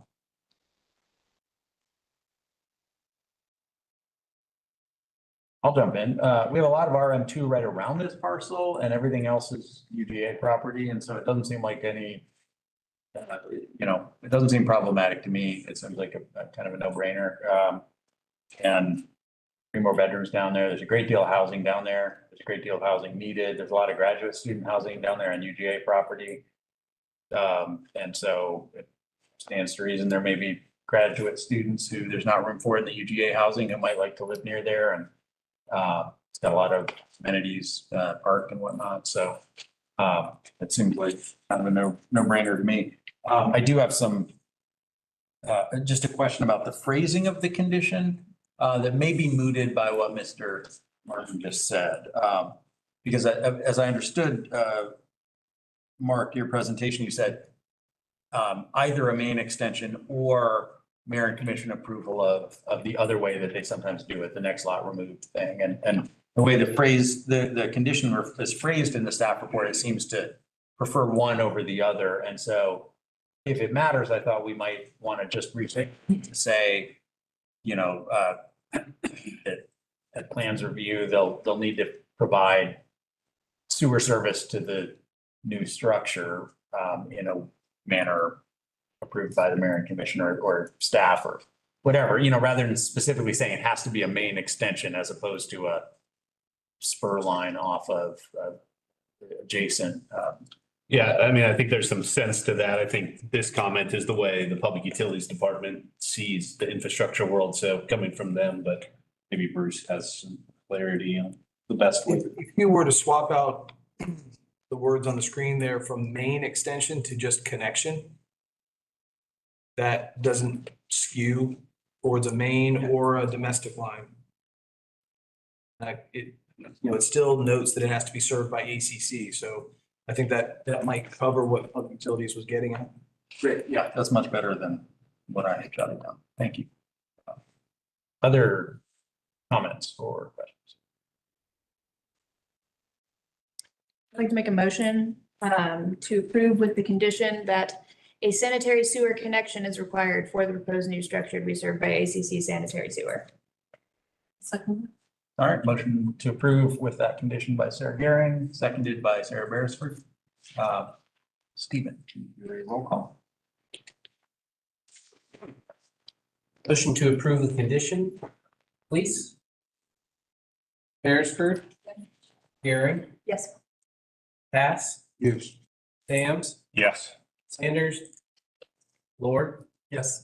Motion passes unanimously. Thank you. That brings us to our next item, which is 218 North Ave. The staff report. We are looking at a rezone request at 218 North Avenue, zone 2024-12-2475. Mind clicking on that screen for me, Max? Thanks. So they're looking to take this parcel from commercial neighborhood to mixed density residential RM3. The future land use is to remain. It is Main Street business along here, which is compliant with RM3. This is a non-binding plan, but as you guys have seen these requests, we'll talk through the plan a little bit, but just keep in mind, this is a rezone request. They're looking to include 8 structures with 228 bedrooms, a clubhouse, amenity area, and pool, 218 surface parking spaces. This is well located along North Avenue, less than half a mile to get down to the Greenway or over to Walker Park. You can see here on the slide, this is at the intersection of Strickland and North Avenue. This is the first traffic light as you come up the hill away from after you've crossed the river there. There's currently some RVs and manufactured homes on the property. They've been there for quite a few decades. We've got other multifamily apartment complex, development here to the south that's a few years old. Some of the older apartments and multifamily along here. And then we've seen a lot of development along Strickland and getting into the neighborhood over to Walker Park. To the north, we've got some of the government service buildings that are up here. And then if you keep on going north, we've got a little bit of our commercial area and then the connection with the Loop 10. So you can see here, this is Main Street business. That would be to remain. And then here is the zoning request. So as this body probably knows, we do not have a lot of RM3 on the map, but a parcel of this size in with these adjacent RM2, the CG properties, some of the CN across the street, and then even some of the higher density single family that we have. Staff feels that this fits in a general sense with that request. Here's a shot looking into the site from the corner there. On North Avenue would be behind you in this photo. This is Strickland Avenue coming up here. Just want to show some of the topographical change you can see throughout this site. I'm sure you all saw this out on your site visits. The site slopes heavily from the north side down towards Strickland Avenue. And you'll see that in some of the designs that the architect has proposed. This is the site looking up North Avenue. You can see there the topography going up North Avenue. You can also see the transmission lines that are along North Avenue, which have some setbacks that are a little bit stronger and larger than our local utility lines. Here's the view looking down Strickland. And again, you can see right here, this house, above the head of a person standing on Strickland.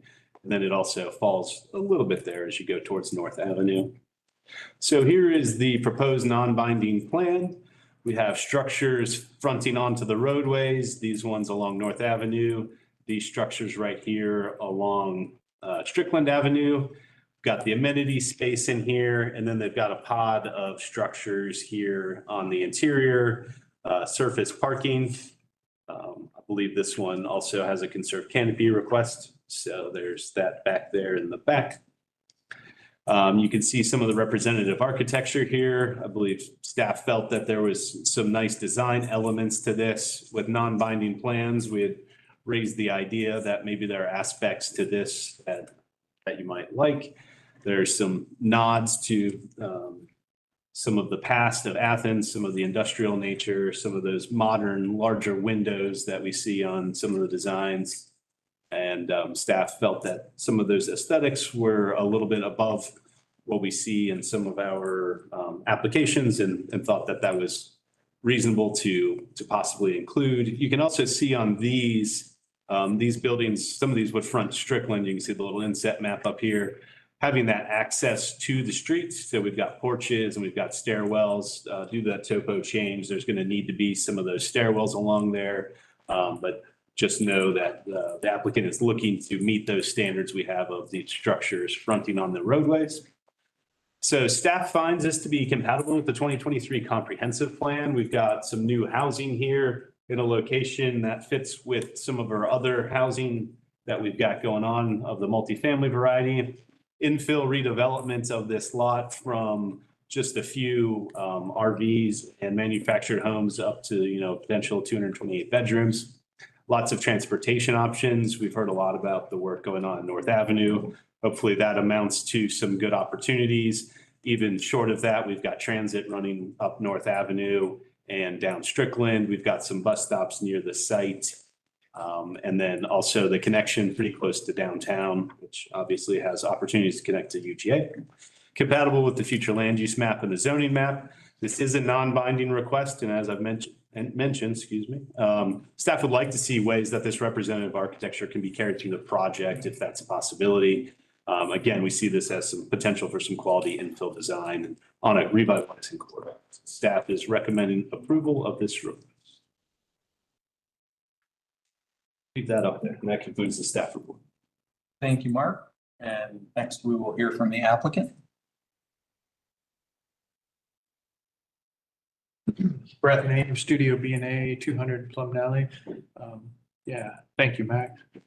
So yeah, this is really a great location for bringing in some density, really nice design, and being able to help with that beautification plan. I know that's not quite the right word, but that redevelopment plan coming down North Street. This is an area that's hard to deal with because, as Mark pointed out, there's a 40-foot wide Georgia Power utility easement right there that really only by developing this property, we're going to be able to do anything with that. And there are guidelines for landscaping in that zone. So we get to really bring up that corner, both with a little higher level of quality of architectural design is what we were particularly asked to do. To read them, there's actually, I think you can see, that's still a little competing with the lights here, but the architecture, we are trying to provide a diverse type of housing or sizes of units, from 1s, 2s, 3s, and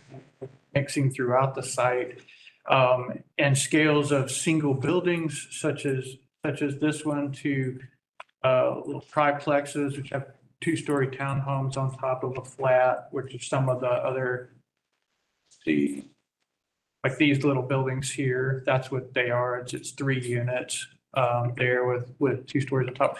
We think we have the opportunity, because of the width of the site and the topography, to create a little bit of an undulating kind of a neighborhood feel. Yes, the site has a ton of grade, so that is a challenge economically and to design. But I think, sometimes challenges, you end up with something kind of nice. And I think that the topography is causing us to be able to move this thing around far more easily than if we didn't have the topography. It does cost, and retaining walls and terracing and all of that. And that's why the site's laid out the way it is. But in general, and here we are with the gray tones again, so for the same reason, but we do have, you can kind of see there's some mixes of a cream kind of off-white. There's some buildings on Meg's and Village that are this kind of off-white. Collegetown Properties buildings, that color. The old Lane Hall Nursing building, it's now been commercial for 5 or 6 or 7 years. Similar tone. We're trying to balance that. We think that, in bringing in a little more classic architecture and mixing it with contemporary, we think we're able to actually create something that's an influence. The reason we've gone so far in this design, and I can say that we should and would be able to keep this going as the staff report requests or suggests, is because when we first looked at this, we thought this needed to be a PD. And so we've designed everything. We have way more than this because we had that pile that we come to you with a binding PD. So we've already gone through and figured out, okay, these are window units that fit and we can afford, and as if it were binding and so on. So we're farther along than just a rezone might normally, ask of someone. So I think that, where's the site? Put it in here. Not, or was that the first? Yes. So part of the reason we were trying to make aligned connections here and aligned connections here, but the topography it's high. It's like 20 feet up or something like that, and drops here, as Mark stated, and it also is uphill here and drops, or I think I have that backwards, sorry, the other way. But there's just a lot of movement, so we're basically terracing through here. It causes us to take out a handful of single trees that are in this area, but we're able to break this down to smaller buildings that I showed you a few minutes ago, the little triplex units, to single unit and single units on the end, so that we can focus on landscape zones here. As the staff report points out, we need to include a play area, and we feel like we've left decent little green spaces that we can do that. And we don't disagree at all. And this is the area that's 40 feet wide, as well as this bend. If you guys saw that, there's a little, one of the standard bus stops here, there's a little infrastructure because it picks up storm, I'm pretty sure, from up here, and it pipes down and shoots out and goes back in or something like that. But we, other than the concrete components and not obstructing any flow, we're able to landscape all of that. And we've been talking a good bit with, this is Commissioner Link's district. We've also been talking a good bit with Commissioner Thornton, because she's so interested, and both commissioners are very interested in being able to, I'm going to use the word, I mean, beautification, but to beautify this area. So all the way up, at least until the property stops, and around that corner, we get to focus. And our client specifically said lush. He said, I want to see the tall grasses and whatever the short trees they'll let us put in there, let's put them in there, whatever we can do that you're allowed to do in a Georgia Power easement. And it, again, Frank is stuck in New Orleans, but we've checked into this and there's actually a lot that we can do. So that's really the goal of this. We're kind of treating it like it's binding, and we have a lot already invested in the look of it. So that's the plan. I'll be quiet. Thank you, Mr. Nate. This time we'll open it up to members of the public. Is there anyone here wishing to speak in support of this application? And is there anyone here wishing to speak in opposition to this application?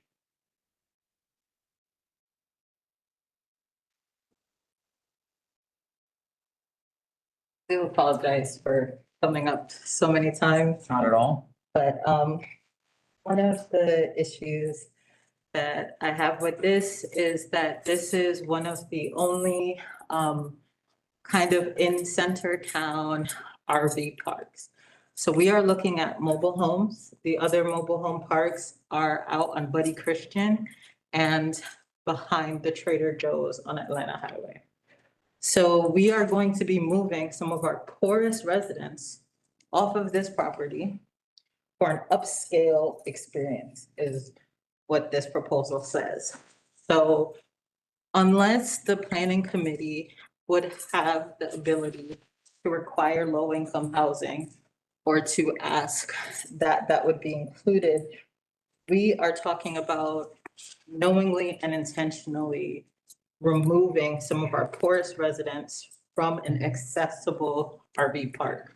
We're saddling low-income folks with about $10,000 to $20,000 of debt to get those RVs off of that property.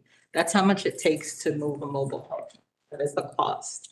And so if we have 10 to 12 RVs and mobile homes on that property, we are talking about creating another homeless population like we did with the Prosperity Capital purchase that exploded the homeless population in Athens. A lot of those people are people that I now am doing food distribution, blanket distribution, et cetera, with.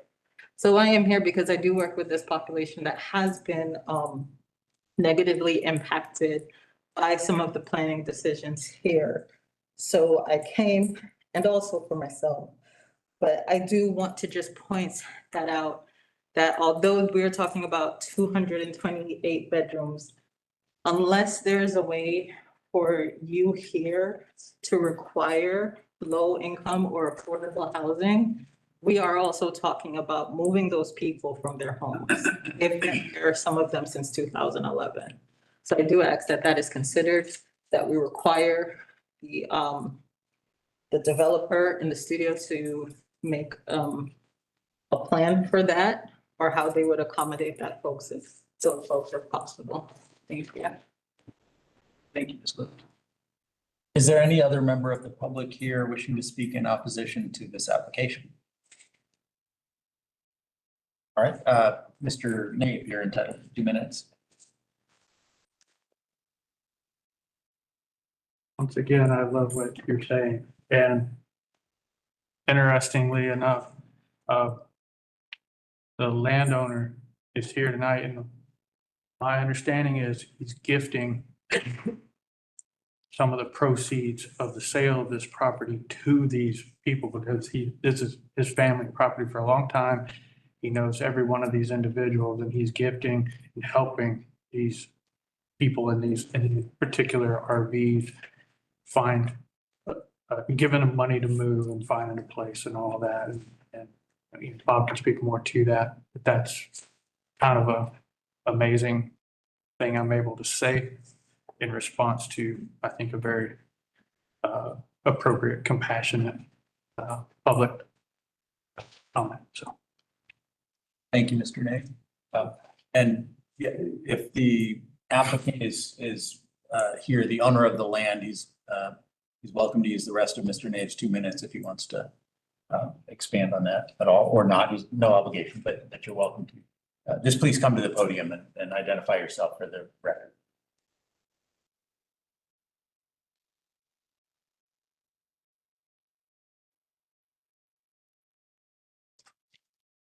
I am Bob Dulanalka.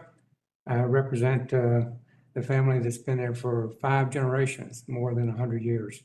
And the park that we're talking about has been there more than 65 years.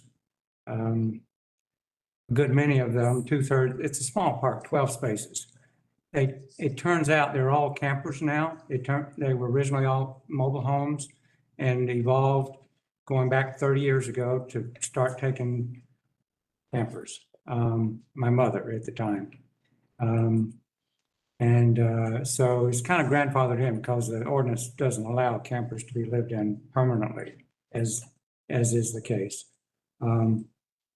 8 of the 12 have been there more than 5 years, and the newest ones are still a couple of years.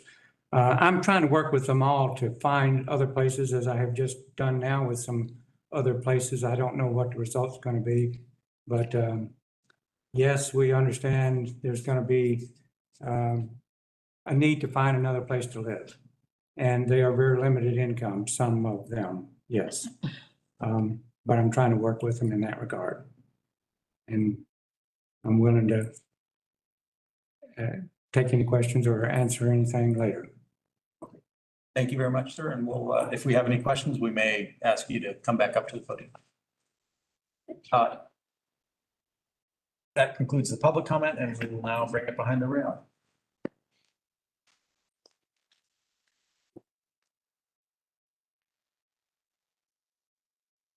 I can start. I guess I like this project and I'm just kind of curious how to move forward with how to move forward with the motion with the idea in mind of figuring out how to carry the architecture through. And maybe one way to do that would be to ask Brett if you want to come up. And I guess the question I have for you is sort of, yeah, what elements of this could you find? Would it just be the architecture essentially? And is that for staff, is that like specific enough? Or do we have to be more specific in the wording of that motion? Maybe question. Yeah, I guess first, Brett, if you want to address that in some way. So because it's not a PD and we kind of hit the brakes on that, we don't have all of the grading worked out. We don't have the stormwater. We know it works, but we don't have it like dialed in at this point. So we don't know if a building's going like this or like that, or if we've got to raise a retaining wall or lower a building, those kinds of things. We kind of stopped on that about 2 weeks into it. So it's just one of those, I know this doesn't work, but this is one of those, it's kind of like, trust me. I know that's not a thing in a rezone, but this approach, I don't know that, I'm not really sure how to do that other than, given what we submitted, it's not something that we can say, oh, we can't move this building up or down, or what if we've got to make that building 1 unit shorter and make that one longer. We're at that point where we've tested it, we've graded it, all of that, but I'm a little afraid to, I don't even, Find the site plan. I don't quite know how to do it other than to say we put this level of design into it because we were heading down that path, and we're still headed down that path if this commission and the next commission agree that this is the approach to go. It's not I don't even know how to say it because I'm sure there's been such a history. I've not been involved in it. There's probably been quite a history of a rezone and then it changes hands or something different happens. But this is what we've been tasked with. So I guess that's all I've Okay, got. I think that's good to know, just to see if you had any, so it's just good to know that we kind of need to, knowing we can't really bind the site plan, so we could talk, maybe I can get feedback from you, Bruce, about how we would, Yeah, stay put. yeah, just sort of thinking I about. may want to comment on what I'm about to say. So, taking the PD approach, you're absolutely right. It's an all or nothing proposition. So with a rezone and the ability to condition aspects of a development, especially if you have it in front of you to look at, I think that's where your question's coming from. Is there a way to break this apart? And is there a way to take the architectural elements and make that a condition of approval that you work within those? From a staff standpoint, to make that work, we would need some clarity about what it is that you're wanting to be bound. So it could be massing, scale, and material, not necessarily placement. And that would create a bit of a pattern book for staff when it came time for plans review. That's what we'd be looking for in the building submittal. Is that reference back to the submittal with the zoning. Does that mean that it all has to be like, I think there was a 3-unit, what the 3-unit became a 4-unit, but it still had that same massing and scale and use of material? We could work with that. So that what you'd be binding is essentially an inability to completely pivot and go to some other architectural approach. Right. And so he's, Like the concept and the Like the a design intent, that makes sense. So we don't know, for example, we get into grading and we might have to make it 4 units smaller. right, Reduce it because, issues like that. So we think we know, but this kind of stuff. I think that the design intent is there. I don't know how you Maybe do we- that part of it. the wording, I think of, really what I'm asking is sort of how to word a condition. And so maybe you just kind of answered the question that we, or the both of you did, sort of that we want to carry through the design intent, specifically maximum scale materials. I would maybe add to that, I think something that really appeals to me about this one is the variety, that the building variety, I think is one of its sort of commendable qualities. And so as long as that's specific enough for you all to work with administratively. I think variety, if That gets it was worded just as variety, my reading of that might need to be fleshed out a little bit through your discussion, but it would be, you have to have at least one of the things that were represented. Okay, yeah, Right, so that it couldn't all become the pod in the middle. Just because we had a drawing of it, you can't, that wouldn't be an option for the developer, is to suddenly just do all of that. right. But I think without any more specificity on it, I think it would be at least one Yeah. example of what was proposed. And I think based on what Brett, you were saying earlier, is there's so much topo happening on this side, it almost forces variety. And so you could still, I guess, reduce the variety, but I think it sort of sets the table for it. Yeah, but kind of parsing that word, I'm not sure, not to pick on you, I'm not sure if that word is maybe the word or if it's more of like the design approach or design intent. That may be too vague, but I'm not sure if it's any different. The variety, like say I was a bad actor, right? Or I'm not involved in this, then variety could also be a circus act. I mean, it could be a mess, right? So I don't know if that's what we're looking for, because I think you and I are looking, I think what you're saying and what I'm saying are the same. It's just like, how do we we collect But that. let me, if I could, to that point, the submittal sets an upper limit on the variety. So it'd be a very limited circus. Because you've got certain things proposed, you have a bunch of things that aren't proposed. And so in that submittal, we could probably go back and look at the images if we needed to, but there were like 3 or 4 types from what I The saw. variety is a modifier, but not the noun. I think is the way it should be. So a variety of massing and. As represented. Yeah, something like that. I don't know how you end up writing that or saying that, but Yeah, I think you sort of get my drift. It's really more of a matter of figuring out the right way to word it in a way that's works for, that would be understandable to both like the planning or the county commissioners as well as moving forward, how you all would administer that.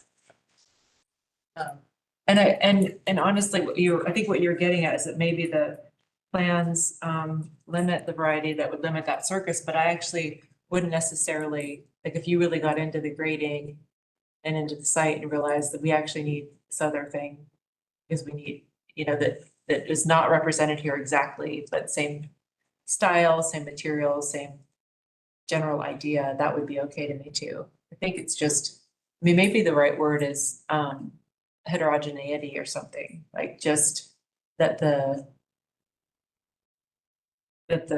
I don't know, maybe it could also be something that's really vague, sort of in general fits with the styles depicted in the drawings. But I think I just like the idea of, I think I would feel differently about this project. I think I like the idea of putting housing here, period.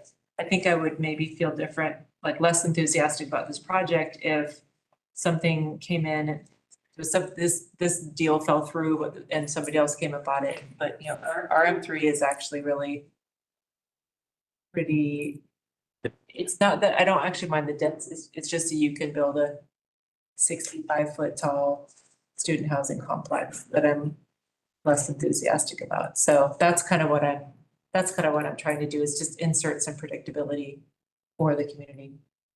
something along those lines. We're actually, by rezoning, we're actually reducing the height capability for this property. It was 65 or Oh, is 65 was, it's yeah, 10. yeah, that's right. RM3 is 40. And so we also have to deal with the average grade plane and all of that. And so it's a lower scale already, just by the rezone and sticking with that height constraint. It breaks it down a little bit. Yeah, that's true. Yeah, I don't know how you would word it, but I think we're comfortable with the design intent and the general aesthetic and approach and the mix of 1, 2, and 3, and 4 bedroom units intentionally, and larger buildings and smaller and even smaller buildings. That's why we brought it to you this way. So however you feel you need to word that. I think the good thing is, work with Bruce and Mark and Max and Stephen all the time. And so if you give them the tool to say, here's kind of the range, even if it's not super specific, I think it lands on planning staff to kind of govern that, what is the design intent? And if it gets out of hand, they just say, hey, you need to go back in front of, commission, because this is a little off from what I think everybody was seeing, Right. however that works. So. Okay. Maybe somebody else has something they want to add. Yeah, I had the same question. I appreciate that discussion from the three of you that, I'll put it this way, looking at the zoning map, there's a lot of RM2 around there. And my first thought was like, maybe RM2 would be more appropriate. And I'm not sure, I think that the design that's shown here, the architecture is a big part of what appeals to me about, let's go for it. Like, I'd like to see this built. It looks real good. And it's a lot of housing for a lot of people that otherwise would occupy already existing housing and reduce our vacancy rate and drive up rents. And so I'm not sure, can't speak for everyone else, but I'm not sure that this body would be as warm toward a straight RM3 rezone on this site without the architecture. And so my inclination, you know, and accepting fully Mr. Nave's good faith and the owner's good faith, projects get sold for all kinds of good reasons, and somebody else might build a project. And so if it were a straight rezone, we might end up with something very different than what is shown here, through no bad faith on anyone's part, just that's the way things go. And so I was thinking in terms of, and I like what, Bruce, what you said about, you know, treating the architecture as shown in the submission as a pattern book, you know, or binding in terms of massing scale, materials, aesthetics, maybe unit mix, maybe variety of building sizes, or, you know, so some list of characteristics to ensure that staff has the latitude to work with the developer, even if that developer is somebody who's not in the room right now. Staff has the latitude to work with and hold some things binding, as long as Bruce, you're comfortable that we can phrase a condition that would give you guys the latitude you need, but also enable you to say at a certain point, like, no, you better just do a new submission. You know, it was binding, and so I can't approve that, and so you're welcome to submit to the planning commission again and get them and the mayor and commission to sign. You know, if a future owner of the property wanted to do something different, you know, I want you to feel like you were on solid legal ground to say, this is not what was approved. And so What I would ask along those lines is to not word it so tightly, give us that latitude as well, because we did come here then out with a binding resolution, and if we get too specific of, you know, material and windows and doors, if we list too many things, it might begin to, on paper, lock us in, and where we still may need some of that flexibility as well, because we didn't quite come here prepared to be not binding, but binding, if that makes sense. I know that's kind of an odd thing to say, but so we would need some latitude in the wording as well, because we're not quite there yet as well. understood. Okay. Well, thank you for that. And let's hear from other members of the group. I'll just, I don't know, because I'm trying, the wording is the hard thing. But like what I like, and along with Sarah and all of us, is, to me, it doesn't, you know, they've got to get on that piece of property and they're going to go with 2 here and a 4 there and whatever, and I don't care. Like, I mean, to me, that's their problem, not mine, and not this commission's. Could the wording be even as design style and detail sizing? Because I think one thing we may also like, I like the large windows. They could easily come in and pop in small windows if you just say, there's some words that can, that Brett even said, can cause a mess. But if this, and I do look at everything just like you said, I'm familiar with the architect's style. I've gone to the website, I've seen his projects. He's not capable of going in the directions we're in fear of, but they could fire him or they could sell the property, like you said, in good faith. Nobody meant anything wrong. And the new people go, oh, we can do this now. So I like the details that are in this and the size of the details. And again, the windows are just the best part of that. The easiest is that wording. Does that help the wording at all? Or does any of the words I said make a better sense to where we can? Yes, I'm checking out what you're laying down. And where these words are words that we use with the Historic Preservation Commission to help us with our discussions about design to compartmentalize decision-making. So I purposefully listed those same kinds of words because that's something we use regularly to talk with developers and property owners about how to build in a way that is compatible or meets some sort of expectation. And so to your point, Alex, maybe, and to your point, Matt, that massing scale orientation. So how it addresses the street, we're not binding the site plan, but the fact that the units address the street, orientation would pick up on that. So massing scale, orientation, materials, and general fenestration arrangement. So that we're getting not a hard ratio to Mr. Nave's point, yes, you're down 2 lights in 1 window, and I'm sorry, we can't approve that.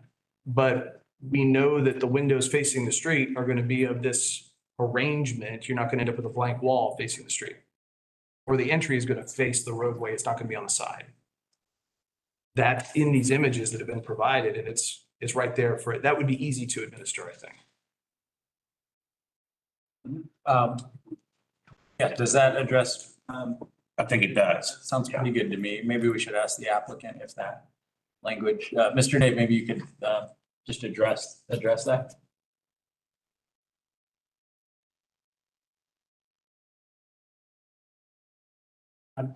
Just address what Bruce was. Yeah, he said massing, scale, orientation, materials, and general fenestration arrangements. So that there's flexibility about the precise size, but somebody can't come in and just, do something very different.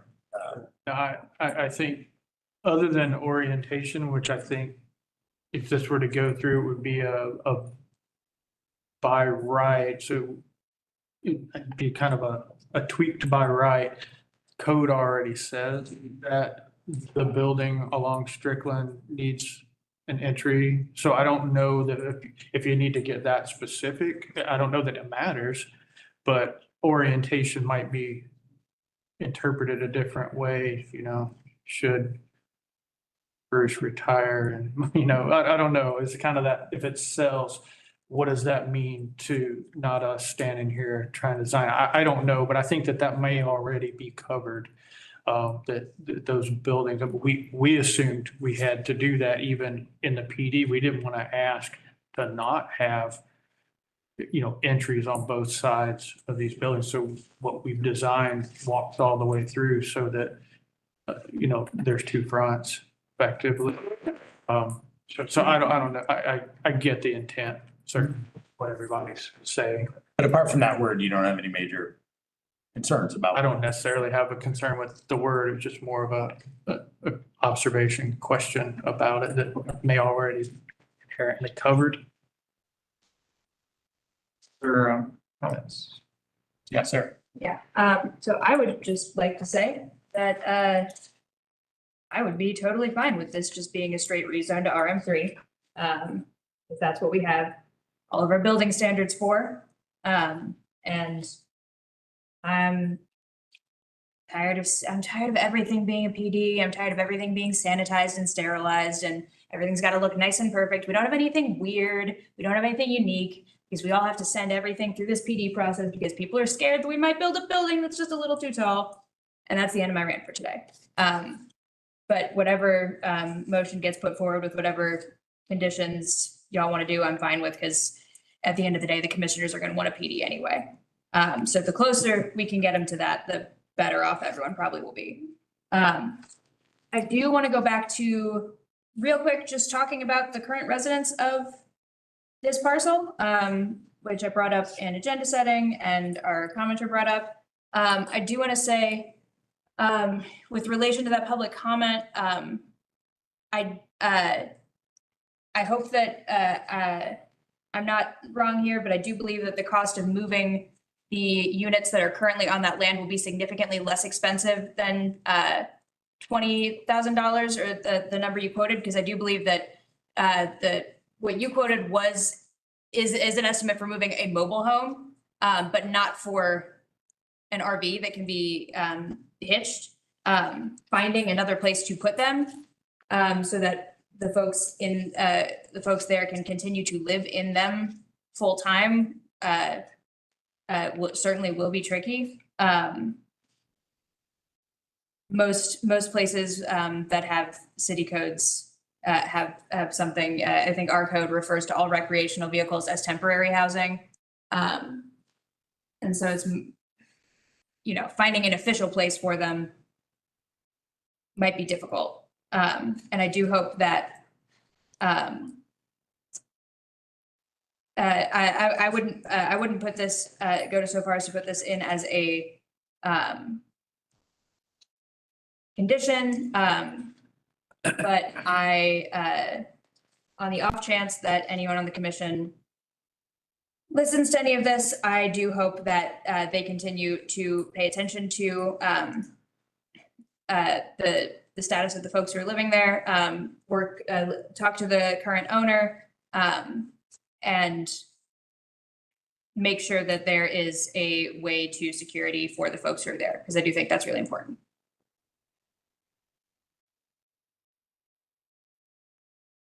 Yeah, I agree with that. And I'll just add, I appreciated the owner's comments about working with those folks and none of the current residents of that parcel are here tonight to speak, but the owner might consider, if y'all are able to come to an agreement that leaves everyone happy and some of the current residents come out to speak at the mayor and commission meeting and say, we feel like we've been treated with care here and we're okay with what we've worked out, that certainly might have an impact on the way that some members of the county commission vote. And so to the extent that the owner is able to make the current residents, help them find satisfactory arrangements, that can only help. And I would just make that point to the owner. Any other comments? Or does someone want to attempt a motion of some kind? A little lost on the wording, but I can make a try, I guess. I'd like to make a motion that we approve. Yeah, I don't know, with the condition that the design intent of the submitted renderings be carried through. Specifically in relation to the massing scale of materials and general fenestration. Second. Can I ask staff before we proceed to discussion to comment on the phrasing of the condition if you think that we should discuss? I think I understand it. It is helpful to have that sort of introductory statement about the design intent be carried through. That certainly resonated with the applicant, that phrasing. And then those other terms coming next help provide guidance on what we're talking about with the intent. So I like that. I think that's good for staff. Noted orientation is out, which is fine. That's fine. And general fenestration arrangement's perhaps superfluous, but we'll work with that. That works fine. Okay. Yep. And I just removed I think that me talking about sort of unit mix and heterogeneity is a little bit harder to put in there, so I just left it out. And when you say, if I heard you right, design intent be carried, on the condition that the design intent be carried through, do we mean to say that the design intent be treated as binding and then the specifics or, I don't know if carried through. Yeah, true. Maybe this is a Whatever question. whatever you guys need. I've read that phrase too many times in the staff report, but you're right. To actually use the word binding in this would be super helpful. So perhaps, Sarah, if I can attempt a friendly amendment to your condition, with the condition that the architectural design intent, as depicted in the applicant's submission shall be binding. And then specifically, I don't remember how I did that before. With regard to massing scale of materials And general fenestration arrangements. Yeah. Here we go.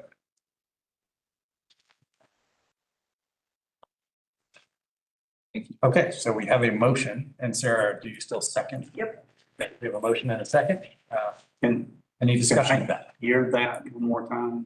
So you mind just Want me to give it a run? the sentence from A to Z rather than, All right. I'll do mine, then Mark can do his. Okay. approve with the condition that the architectural design intent as depicted in the applicant submittal be binding with regard to massing scale, materials, and general fenestration arrangement.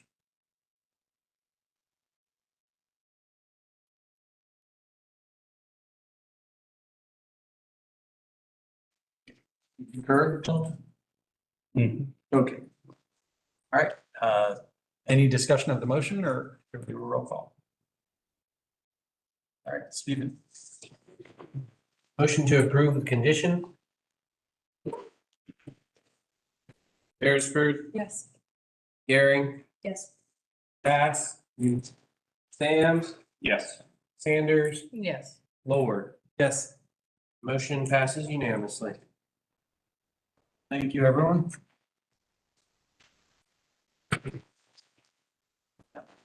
To the next item under new business on our agenda, which is 997 South Village Avenue.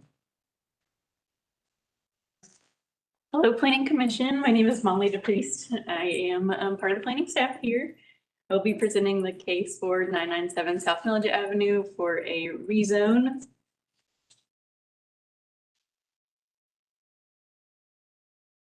Right, the request is for a rezone of the parcel from commercial office to mixed density residential or RM2. Rezone to mixed density residential is compatible with the future land use map. The applicant has submitted non-binding plans to convert the existing historic structure on the property into 5 one-bedroom residential units, as well as construction of a new structure that will contain 4 townhouse-style residences. There are 14 parking spaces included to accommodate the 9 dwellings on this 0.856 acre parcel. This plan was also presented to the Historic Preservation Commission as a concept review for comments only at the November meeting. Right, so this parcel is located on Millage Avenue, just north of the 5 Points intersection, which is down here, just south of the edge of the photo. This is Lumpkin Street over here. Behind the parcel with the Mathis Apartments here. The restaurant 5 and 10 is right around here, about 2 buildings down from the parcel. There are also several nearby fraternities and sororities. This building here, this one here.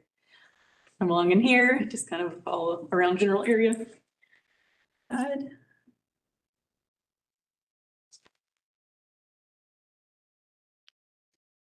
As you can see, the parcel is surrounded by mixed density residential zoning on the current future land use map.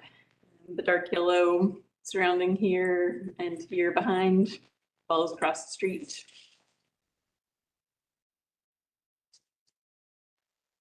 On the current zoning map, you can see that this parcel is in the Millage Avenue design overlay as well as the Millage Avenue Historic District. That's why it's kind of purple in color, but it would match this pink CO here if it weren't in those districts and overlays. And on the proposed side over here, you can see that there is already a parcel zoned RM2 that is just one parcel separated from it. Also, the fraternity and sorority houses nearby are in more intense residential use than what is normally in this commercial office zoning. Why planning staff sees this rezone as generally compatible. Have a picture here of the current historic building that exists on the property. It was formerly a law office for many years. It's currently sitting empty. This is roughly where the new construction townhomes would go. It's in the rear of the property behind the existing building.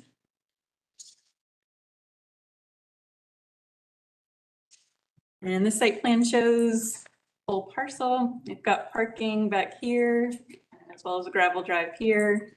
2 parallel parking spots here, which are behind the existing historic building. And then we've got our 4 townhomes here. And we've also got a shared driveway easement that goes along this part of the parcel for the neighbor parcel.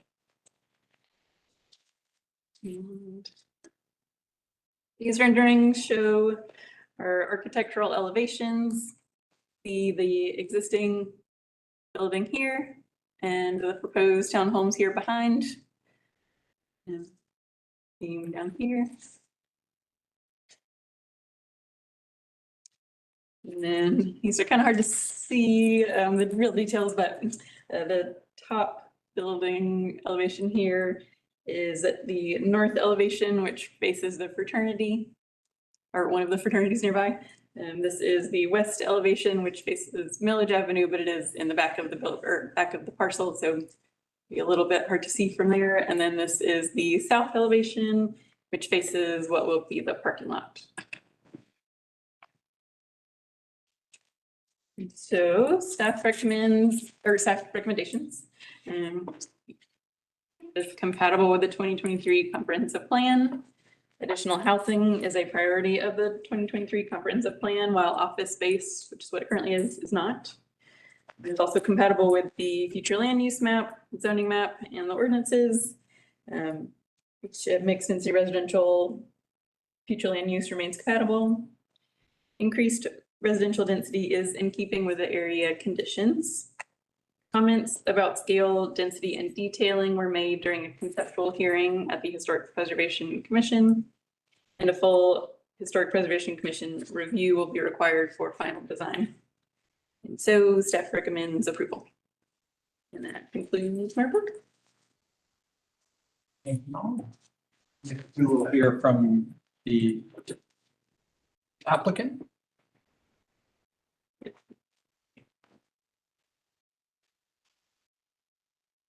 Good evening, I'm Vincent Burka with Ensemble Architect and Engineering, and I live at 257 Carrington Drive in Athens. So thank you for listening to us tonight for this rezone application. And I also want to thank staff for representing our requests, and I think also detailing the different parameters that are in play here with this application. So the goal of the owner of this property is to provide more density and provide an infill opportunity here in this property. The current zoning does not restrict some of that from a density standpoint, and also from requirements with first for commercial and CO zoning. So this rezone would allow this to be used fully as residential in the existing historic structure, and also the additional townhomes in the rear. The goal is to maintain the historic structure very similar to what it is on the exterior, especially on the front-facing element, while proposing some accessibility and life safety elements on the rear for access. And as pointed out in the report, those will be 5 single-bedroom units, including one on the upper level in the half-space attic. And then we are also proposing those 4 townhomes, 3 or 4 bedroom back there. Which gives some diversity in this area. The goal, I'm sorry, as mentioned, we have visioning meetings. We've talked to a lot of the different departments, HPC as well, to get a good idea of this is compatible from their standpoint. And overall, we've received good feedback from all of those things.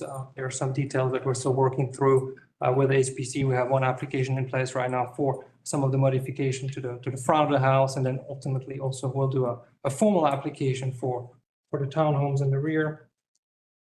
And that kind of concludes. I think the staff has provided a lot of the comments. I don't want to take more time, but I'm available, and Ed Lane with SPG for site question is also available for any questions you may have. Thank you. Thank you. At this time, we will open it up to members of the public. Is there anyone here wishing to speak in support of this application? And is there anyone here wishing to speak in opposition to this application? Step right up.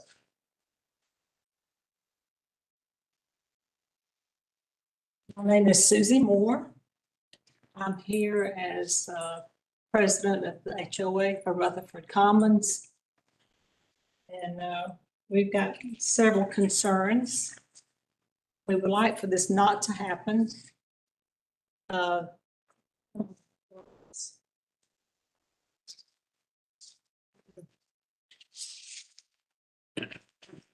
You click on it, Matt. There you go. Should be able to go south. Right here. Oh, I'm sorry. Yes. Right here is our unit 10. It's we have a building, 2 buildings in Rutherford Commons, 10 units. The second building that is butted up right here to this new proposition is on a slab. There's 4 units in that building, all on a slab. In the past, we have had trouble with rainwater runoff. Unit 10 was very badly damaged. And it was before I was a unit owner. So I don't have the particulars, but whoever caused the runoff, the water to run off into our property had to replace a lot of things in that unit. And so that is our main concern, is the water runoff. We have the buffer.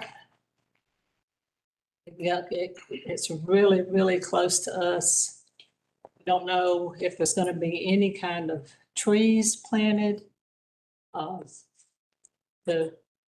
privacy. I understand that they're going to be 3 stories high, the new four apartments. And with it being a historical home on the front part of the property towards Millage, we don't see how it could be any higher than 2-story. Ours are 2-story. I think it would be an eyesore with the historical home having those 4 new units showing. Also, the zoning, we don't understand why they requested RM1 instead of RM2. Because I understand that the sheet that was sent to me is really small writing. As far as under, I think one is 16 unit per acre and one is 24 units per acre. So why would not RM2 suffice for their additions and remodel? Thank you, ma'am. I see that your time has expired. I'm sorry. Not at all. Thank you. Is there any other member of the public here wishing to speak in opposition to this project? My name is Belinda Cook. I actually live in one of those flats at Rutherford Commons. I know when she presented the proposal, her first comment was, you know, we're surrounded by this fraternity, we're surrounded by this office building, and behind us is Mathis. Well, she forgot about us. We're the little group of 10 condominiums that sit directly behind that building.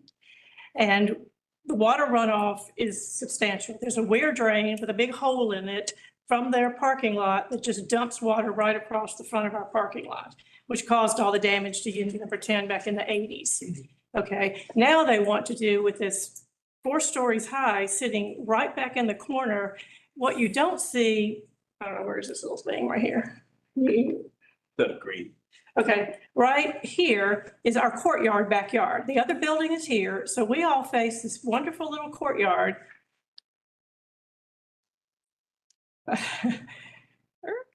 Is this me doing this? No, that's me. Okay, go back to where she said the Mathis townhouses are, and you can see all of us. I can't. Back to the aerial. Well, back. The aerial, the zoning. Okay, okay, here's Mathis. We're right here. We're the closest thing to her. There's a private road that comes down here, and we have no drainage at all because we drain onto a private road. We have a rock dry creek that we have done to try to get just the water off our 2 buildings out of our back courtyard. And now we're going to have these gigantic townhouses which dwarf the beauty of Millage. When you look at that house on the front, You're gonna see them sitting back here because they're so tall. And the slope of the terrain of the land, how do I get to that? Back to the slope where it shows the buildings? How the drawings of the buildings? One more minute. Okay, you see this right here, how it drains down? We're here. This is where we are. Drainage, drainage, more drainage. You've got this big building, and when the water comes down from these gutters, I know they're supposed to contain every bit of the water. I know that's part of the plan, but you and I know things fail, gutters get clogged, we have downpour, overpours, whatever happens. The water is going to go the natural flow of here, right across into our courtyard where we have no drainage, zero. And turn us into a mud hole swamp. So my idea is, I love the idea coming from Sarah and from everybody else about this right here. Looks like what you'd see in, typical townhouses in Alpharetta. You know, no real good concept here. Do cute little houses back here that all face into a courtyard of green space. Do them 2 stories high. Something that's cute, you wouldn't see it from the street, and it would be something different back there and still get your 4 units back there and not destroy the front of village or cause problems to our property with some kind of green space back there. Thank you. Thank you, Ms. Cook. Is there any other member of the public here wishing to speak in opposition to this application? I just have a clarification question. My name is Jim Norton. I live in one of the private residences near this property that weren't talked about. I just had a question. Are they 3 or 4 bedroom units? And if they're 4 bedroom, there's not nearly enough parking. From what I could tell. Yeah. They're 3. They're set up on here as 3, but that's proposed. But that's 12 bedrooms being added. That's my understanding. There are 3 bedrooms. There's only 2 parking, the minimum for parking is 2 spaces for a 2-bedroom or up. Oh, okay. Yeah. Okay. Well, I wonder where everybody else is going to park. Okay. Thanks. Thank you, Mr. Norton. Is there any other member of the public wishing to speak against this application?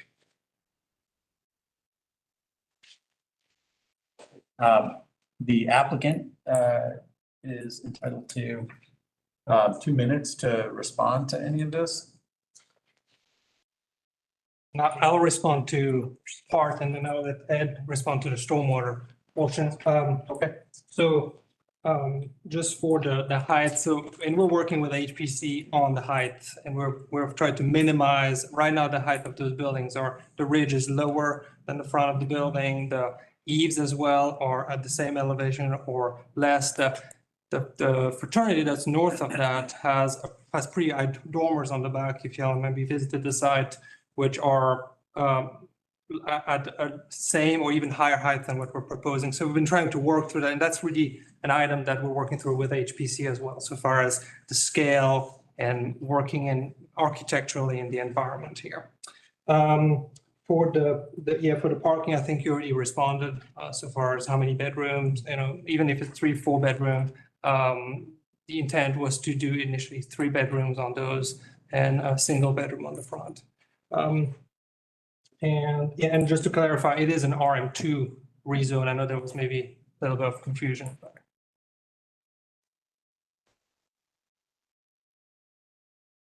Good evening, Ed Lane with SPG Planners and Engineers, 1725 Electric Avenue. On the stormwater, one of the condo owners of Rutherford Commons did give me a call today to express some of their concerns and some of the history. And it's actually the property to the south of what we're looking at. When that was constructed many years ago, it caused a lot of downstream flooding in their property, and that's the weir that was built. It is their parking lot, not our parking lot, that is doing that. Still, the concerns exist. I don't think it's quite enough to say, that was then, this is now, we're going to do everything, we're going to get permits and all of that, even though that is true. What we plan to mitigate it is to let it discharge at various points along the north and east side so that we're not making a single confluence, that even if we meet all the permit regulations, it's still going to be different flow pattern than what they currently experience. And so the other thing to address the bowl that they mentioned, that's very true. They have a nice little back lawn there. And you can kind of see in the topography in the middle where there's the beginning of a ridge. The topo fades off, but if you look at the larger topography, that start of that contour kind of forms a ridge. Anything south of that would absolutely come to that lawn bowl and would probably find its way to the back of those homes. And so, you know, definitely we would be trying to send any post-developed discharge to the north of that. And I know I'm over time. If I can continue one more suggestion. Please do. Okay. If your time's up, I'm going to ask you a question to please explain the stormwater situation as best you can. Okay, great.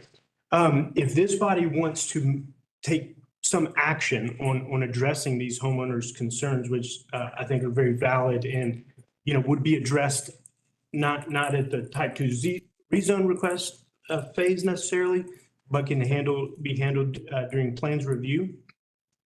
The potential condition here would be to condition a required downstream analysis or study, because by the normal size of this project, we would not be required to do that. It doesn't trigger, it's not of a large enough scale to trigger that hydrologic analysis.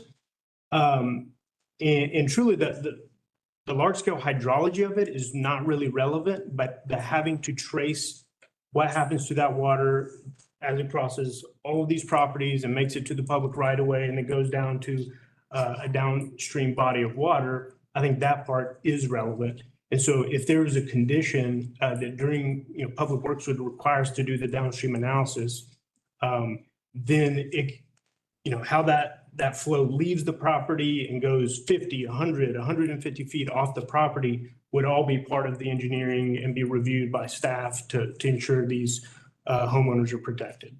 That's what I would suggest. Thank you, Mr. Lane. And actually, let me ask you a follow-up question. Can you, the stormwater standards for new construction in 2025 now in Athens-Clarke County are very different than they were 30, 40 years ago. And could you say a few words about what you would ordinarily be required to do, independent of the condition you just suggested, just in terms of retention of stormwater on site and permeable pavers and storage and that sort of thing, because that's something that it's a great point. I believe that was built in the late 80s, if that's what one of the homeowners told me. But and so yes, very different look at how we manage stormwater from then to now. So in addition to peak flow attenuation, making sure we're not discharging a ton of water, there's an infiltration component where for your everyday storm, your ½ inch, 1 inch, just likely to occur many times a year, we have to capture that and actually infiltrate it into the soil. And so you can see there the pervious pavers, that would be a stormwater facility essentially. And I can understand to a layperson, sometimes you can look at a place and it may look on the surface like it's nice pavers, but it actually doesn't actually infiltrate anything because it's not just the surface, it's actually the system below that would ensure it's actually able to function. It has voids to fill up. It would have little observation ports to make sure it's maintained over time and it doesn't get clogged. And so you see that part of the system as well as trying to discharge at multiple locations around the building. And then I think they mentioned, you know, things can go wrong. Things get clogged over time and all of that, which is absolutely true.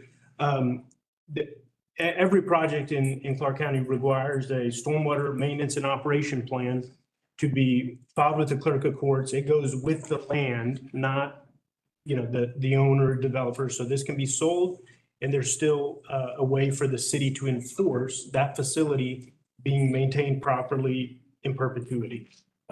So that's a part of how this would be addressed long-term. Okay, thank you. That concludes the public comment portion and we will now go behind the rail. Is there a Gary stand up?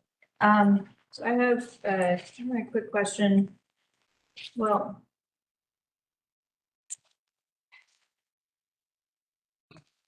I'm wondering whether to ask it or not, because I don't know if looking at the architectural elevations are useful for our purposes, since we are not the Historic Preservation Commission. We're not in charge of whether or not things look right, but I guess this is more about height. Do you have the, and I can't find the page that it's on, but the elevate, yeah. So, and this might be a question for the applicant. Am I reading this right, that the dashed lines show like if I'm looking at that from street level, that the original house and the townhouses are at the same height? Am I understanding this correctly? The upper.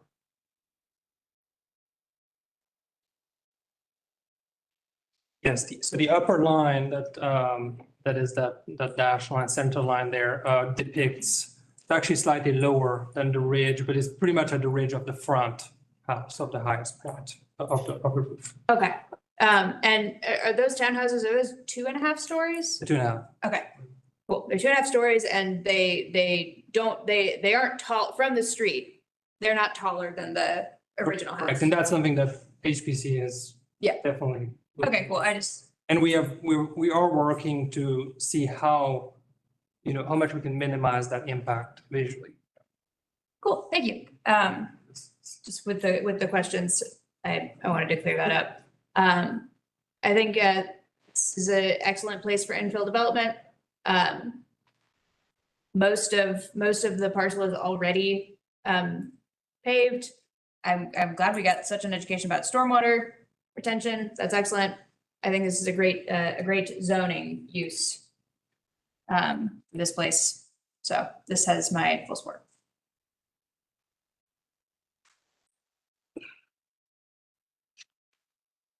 I had a few comments. I'll start with the architecture. I think it's very compatible with the neighborhood. I like the way that it clearly is designed to try to call out some of the architectural vocabulary of the existing house, and it blends really well with that in terms of the eave height and the roof pitch and the dormers and whatnot.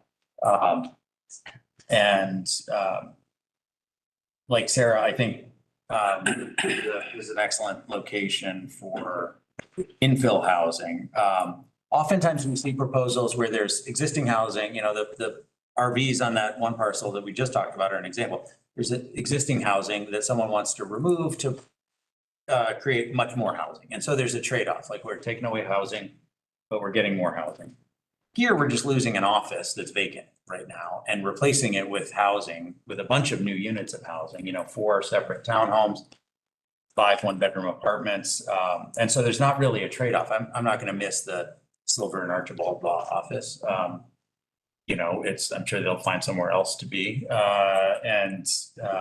The office use is just not as needed as the housing use. We have a serious deficit of housing right now. It's driven rents through the roof, and it's making it hard to find homes at affordable prices because there's just more demand than supply. And so some new supply in a wonderful area. I'm sure the Rutherford Commons folks would agree. Part of why they're there, part of why I used to live on West Rutherford Street, just across Millage from y'all, is the walkability, 5 Points, all the wonderful businesses that are down there, the transit and connections to the university and stuff like that. It's a great area for people to live. And I think we can all understand why people would want to live there. And the backyard isn't doing anyone much good. And the office isn't housing anyone. So I think it's a great small change, and I appreciate the architectural compatibility. And in terms of the stormwater thing, I think that I absolutely understand the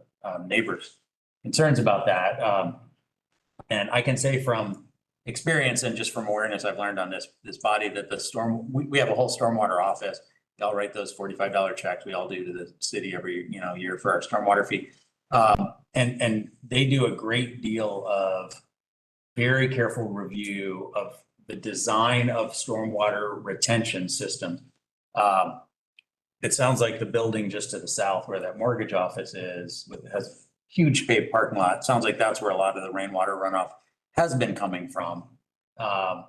And that was built before the modern stormwater retention process that we have in Clarke County now. So the expectation that the storm officials have is that a new development project will retain every gallon of water from a major storm, a many inch of rain in 24 hours kind of storm. Every drop of water has to be detained on site, and sometimes it's in underground tanks.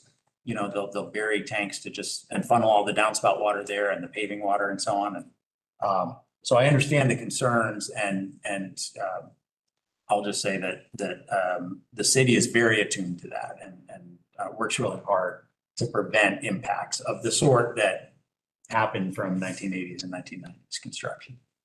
So your fears are understandable, but I think, you know, for what it's worth, the city works very hard to make sure that that sort of concern doesn't get realized.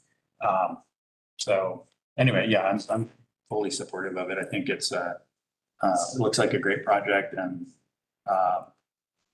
I'm interested in the condition that Mr. Lane suggested. You know, that might be something that other people want to talk about too, about requiring an analysis of a more detailed analysis of stormwater that the size of this project would normally trigger. If the applicant's amenable to that, that might be something that we could include as a condition that would help ensure even more so that there's no adverse effect on the people who live on the other side of the property line.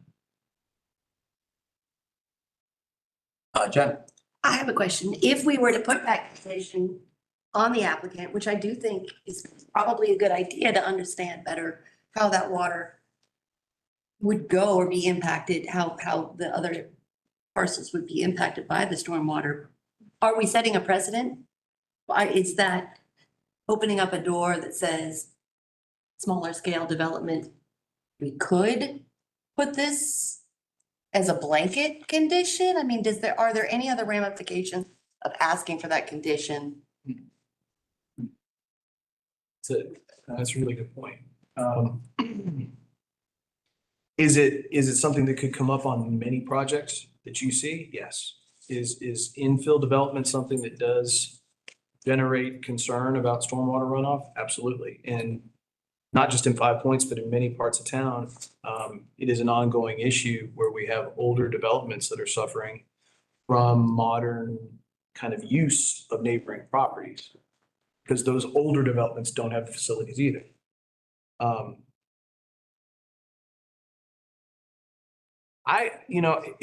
As it relates to a condition of this particular ask, we had neighbors that made a compelling argument, but we also had an applicant that spoke to it and recognized, having made a site visit.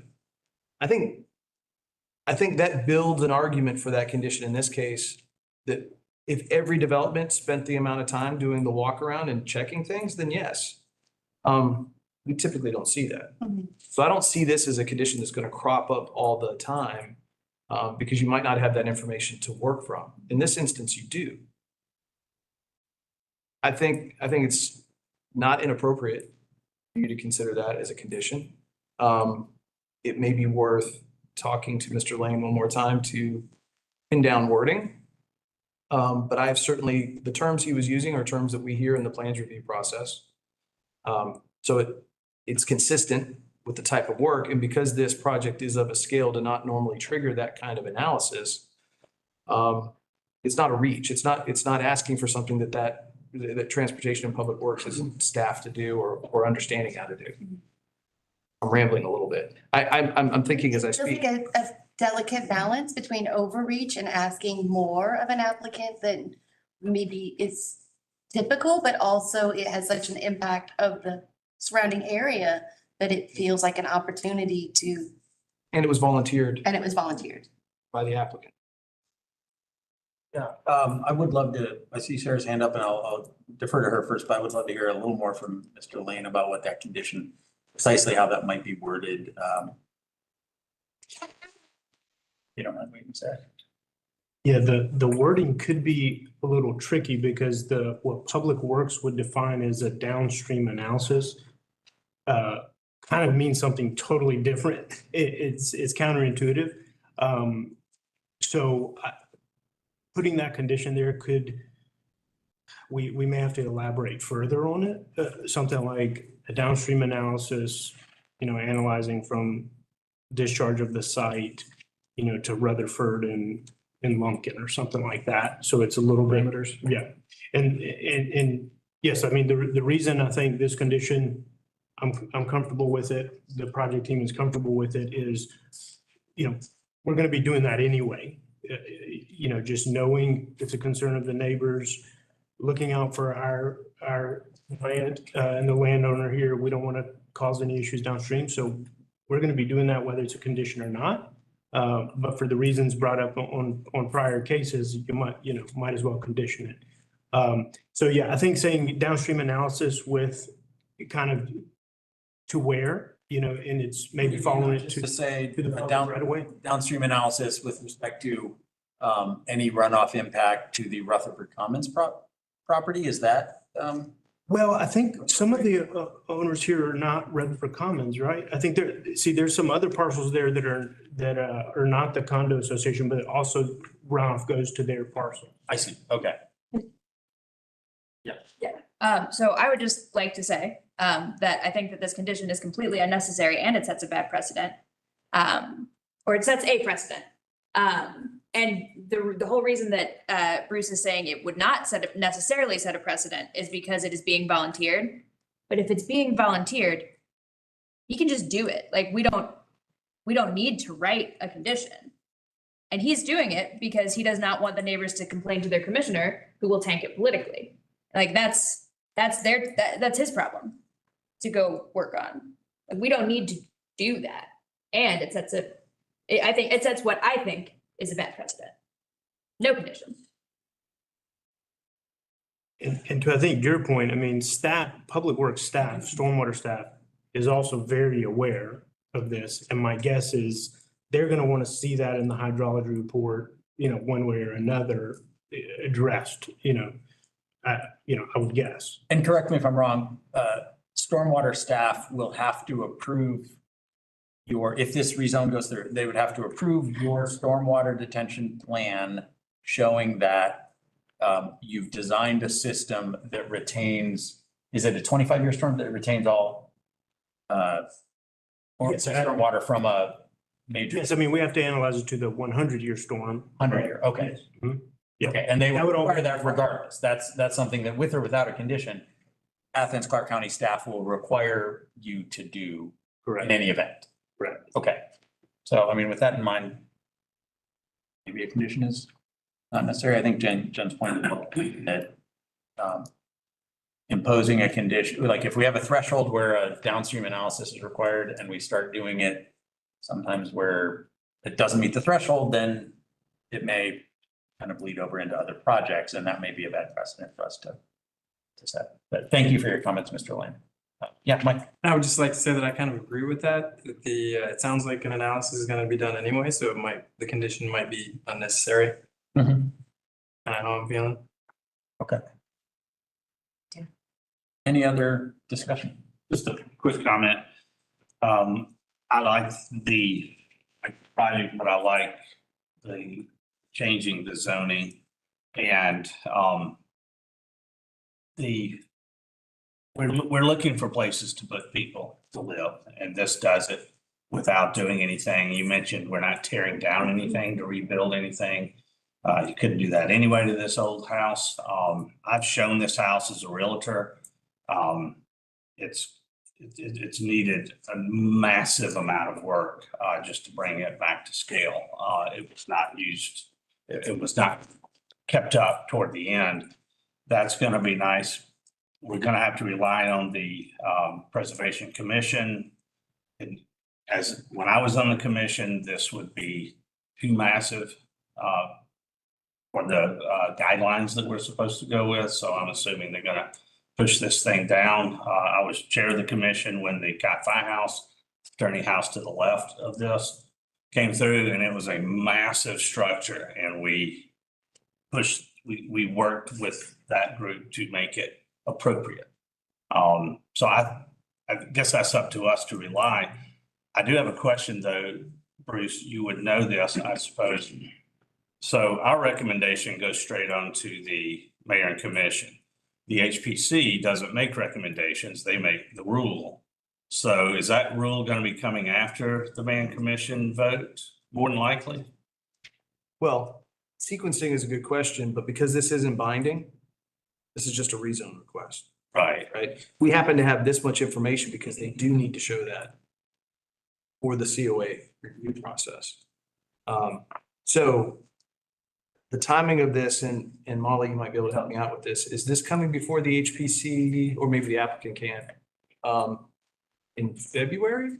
Or is there not an application yet? I don't think we've gotten an application yet. And that's not a problem. It's not inappropriate for it to work that way. In fact, it would make more sense to have the rezone first, because it sets the table for them to have these units in the first place. You know, so then they're going through the HPC as a by right zoning. HPC doesn't deal with zoning, you know this. I don't have to say that, but they're not, that zoning question's been answered. Now the focus is on design when it gets to HPC. So it would be appropriate for the rezone question first. Yeah, and so that's kind of what I was leading to is this will likely get voted on by the mayor and commission prior to HPC. So what it looks like to us doesn't matter. I mean, it just honestly doesn't matter. So The architecture doesn't. the architecture, sorry. Gonna change. All of this. So I would say not to get hooked on that because it's going to change anyway, more than likely. But the mayor and commission, what they see isn't going to matter either. It's going to be primarily zoning. That's a fair point. So to the extent that any neighbors had particular architectural concerns as opposed to stormwater runoff concerns, those would best be addressed to the Historic Preservation Commission at a later date when they're asked to approve a specific architectural design, which the applicant may submit exactly this to them, but that's the body that will make that decision, not us or the mayor and commission. Any other discussion? Make a motion to approve, recommend approval. Second. All right, motion to approve by Sarah, second by Monique. Motion to approve, please. Yes. Beresford, Yes. Gearing, Yes. Pass, Yes. Sam's, Yes. Sanders, Yes. Lord. Yes. Motion passes unanimously.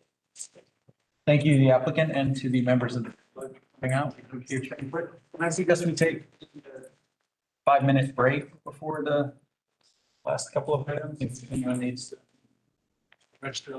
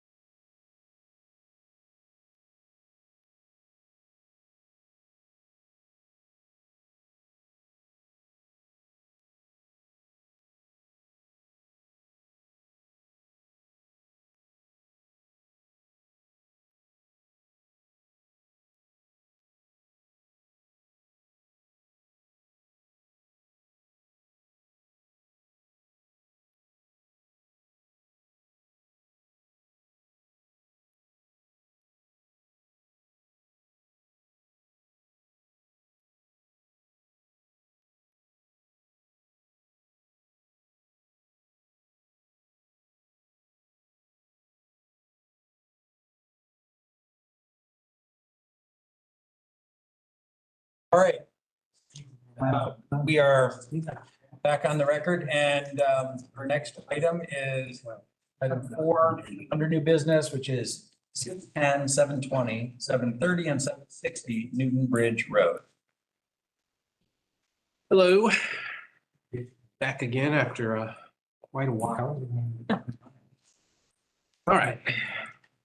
I'm here to present the staff report for the Newton Bridge Road proposal before you. This is a type 1 rezone, so we are, this is a 2-cycle review. We're going to discuss future land use tonight. We're not going to get too much into the design and the zoning.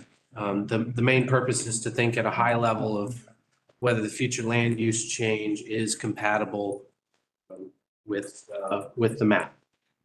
So the request is to rezone the property from I, industrial, to RM1, mixed density residential, for the purpose of building 350 single-family units, both 184 attached and 166 detached. This requires a change from employment center and rural future land uses on properties to mixed density residential. This is an aerial of the property. We have Newton Bridge Road coming up here. Got Holland Youth Sports Complex up at the top left corner. Got some residential neighborhoods here and here. And then this is the property itself. We've got some large utility easements coming through it, but it is mostly wooded. We've got, I believe, the Power Partners industrial site towards the bottom there. We've got a creek that runs through here and then some more industry on that side. On the left is our current future land use map. The collection of parcels here is split between rural, top, and employment center towards the bottom. It would change to mixed density residential as shown on the right. You can also see there's some traditional neighborhood throughout here already.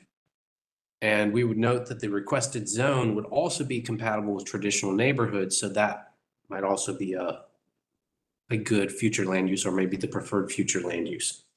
But either one is compatible. General history of this area, it was perhaps the original industrial park or land projected to be part of an industrial park several generations ago. And there was some industry built out there, General Time, some of the other industries that are still there. They were built out there back in the day. And then, shifting industrial patterns, there's a lot of wetlands and water out there. And so there are some environmental sensitivities as those patterns have changed. This area has basically been abandoned, well, not abandoned, but modern industry is not interested in building more industry in this location. And our economic development department works very hard to attract industry to Athens. This corridor is not a place that they're particularly interested in. The surrounding context right now includes multiple residential neighborhoods, a large public park, and a potential node at the General Time site. It's been approved as a planned development with some mixed use, residential, commercial, and so we could see it becoming a little bit of a node for this area for residents to come and enjoy themselves. Shifting the future, if it's not industrial, then what would be a good shift, a compatible shift? Residential seems to make the most sense because of this context here. We also have extensive public investment here in the form of a very large park and a sanitary sewer line that extends to this area. So making use of that existing infrastructure is a good financial investment for the county rather than just leaving it there. We will note that traditional neighborhood future land use is probably more compatible with this area. It allows the same zoning, but the traditional neighborhood future land use is already designated for some of the properties near here. We're not here to make a recommendation tonight, but we do support future land use change really want to pitch to you, is the future of this area residential or industrial? And from a staff standpoint, we think it's probably residential.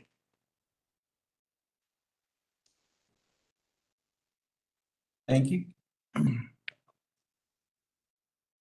Do we have the applicant here? Okay. At this time, we will, the applicant.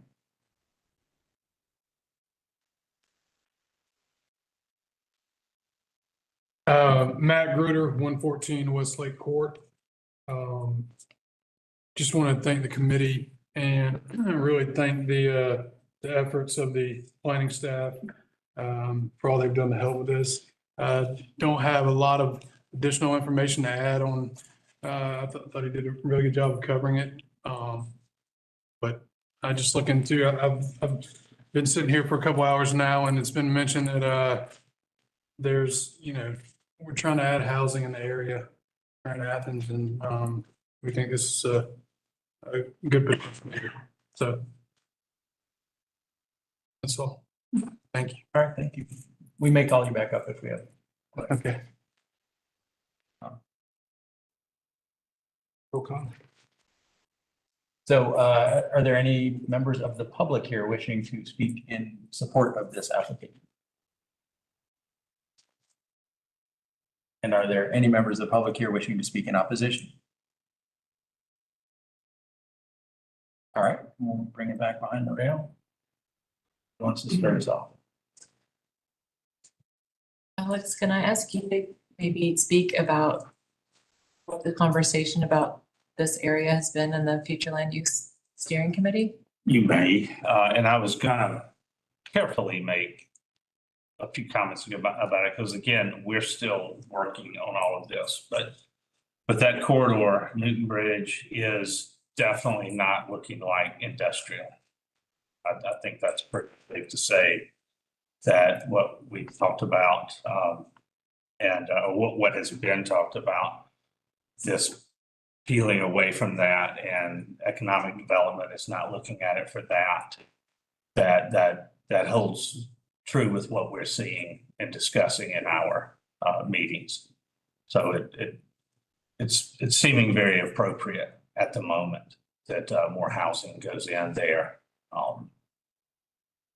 But again, we are, I'll say this in my report later, but we're getting to the map itself at our next meeting to color and or to identify, I shouldn't say color, but it will be that. Great. And so yeah, doesn't seem far off at all. So is it just procedurally, if this applicant had not come in with a proposed rezoning that requires a future land use change, would the committee likely be changing the future land use designation for this corridor regardless of this application? It can definitely be discussed. It's under consideration. Yeah. As far as from a staff proposal, as that future land use map is being drafted, the way that process is going to play out is there will be a map for the future land use steering committee to respond to that staff has developed. We may have some options in certain targeted areas where there's a handful of decisions to be made. This corridor is one of those areas that has been identified for discussion. Okay, thank you. I guess I'm persuaded by what staff said, everything, about making use of our existing and planned infrastructure investments up there and providing residences for people that need them, and also property tax revenue to sustain all the infrastructure that Clarke County is putting in up there. Sounds great. And having the Holland Youth Sports Complex near hundreds of homes is great. So this seems like a no-brainer to switch this area to residential to me. In terms of mixed density residential, which is what the application is, or the other possibility that was mentioned of traditional neighborhood, I guess I'm open-minded on that.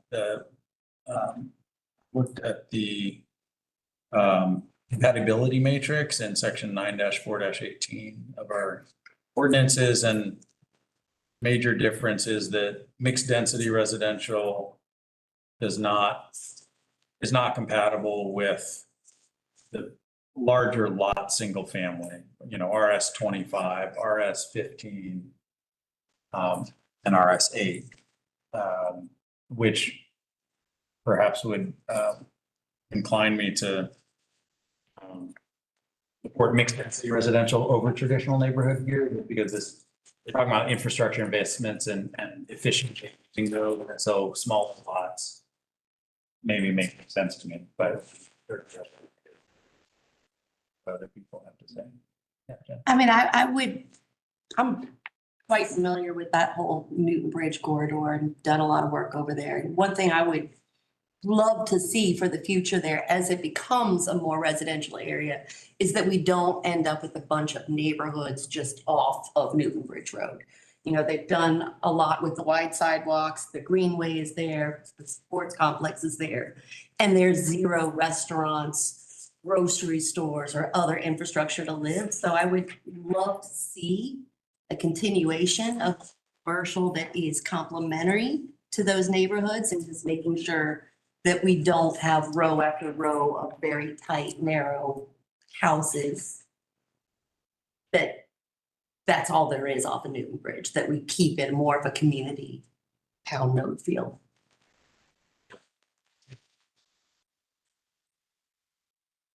One thing I had about Newton Bridge Road is I don't know what's planned for that road in terms of the road itself. Do you all know, is there any planned widening? There's places where it's a 2-lane road, there's places where it's 4. Do you know if there are any? I would say, as far as a road diet kind of analysis or that kind of thing, I don't know. What I can say is the tax allocation district that extends up and down Newton Bridge Road, one of the primary focuses of the committee that's working with TAD funds is to look at the corridor itself for improvements, for traffic calming, for widening, for pedestrian facilities, and to some extent bicycle facilities if they can be accommodated. There's some really considerable topographical changes from west to east on either side of Newton Bridge, especially when you're looking on this side of Club, like where Club Drive is. Those lots just drop right to Newton Bridge, and then it's Newton Bridge, and then it kind of goes down again, which is right in the vicinity of this. So there's some challenges to putting to widening. There's some challenges to putting different kinds of facilities in that right of way because it's not flat. But I know that that's priority number 1 as stated by the TAD steering committee for that area. It's good. I've talked about Newton Bridge, my opinion about that road, and particularly that intersection with Pathwood, where we've had 2 fatalities. And I just can't, I brought this up when we were talking about the housing development that we ultimately approved a little bit more west of this, that was my concern, is that you're adding residential density on a road that I think is pretty treacherous. And people are kind of, the way that it connects up into 441, people are often driving very fast on it. And so that would be my big concern, is I think I agree generally with the idea of this becoming more residential, but I want that road to be, it needs to be kind of reimagined then, if that's the kind of road it's going to be. So that would be my main concern. And then I guess the other thing I wanted to bring up is that I think because this is a new way to think about this area, that I would be pretty disinclined to just do a straight rezone on 120 acres. Unless we talked about it a lot more and just felt, I think I would want to have a little bit of a stronger hand in guiding that development a bit. Because it is sort of, I just feel like it's opening up this new thing. So that's a big tract to just, upzone or add residential density to, and then we accidentally create Gwinnett County sprawl. I don't want to see that happen there. I think we can do better, and we've got a lot of developers in this town who already show us that they can do better. So I guess that's something I'd want us to kind of consider, whether we'd want to either requires a binding site plan or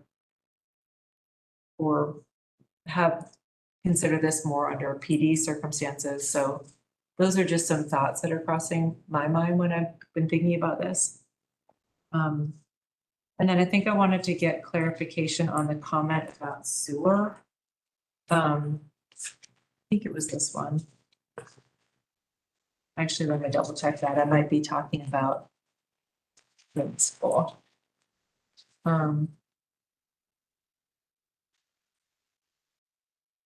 That's the Gainesville one. I think that's the Gainesville one where there's a sewer comment, so I'll stop there.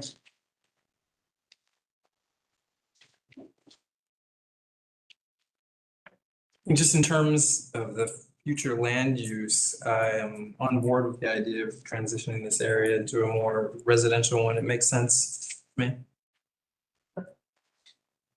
Any other comments on the land use aspect? Just that, along with what, Sarah Beresford was saying, I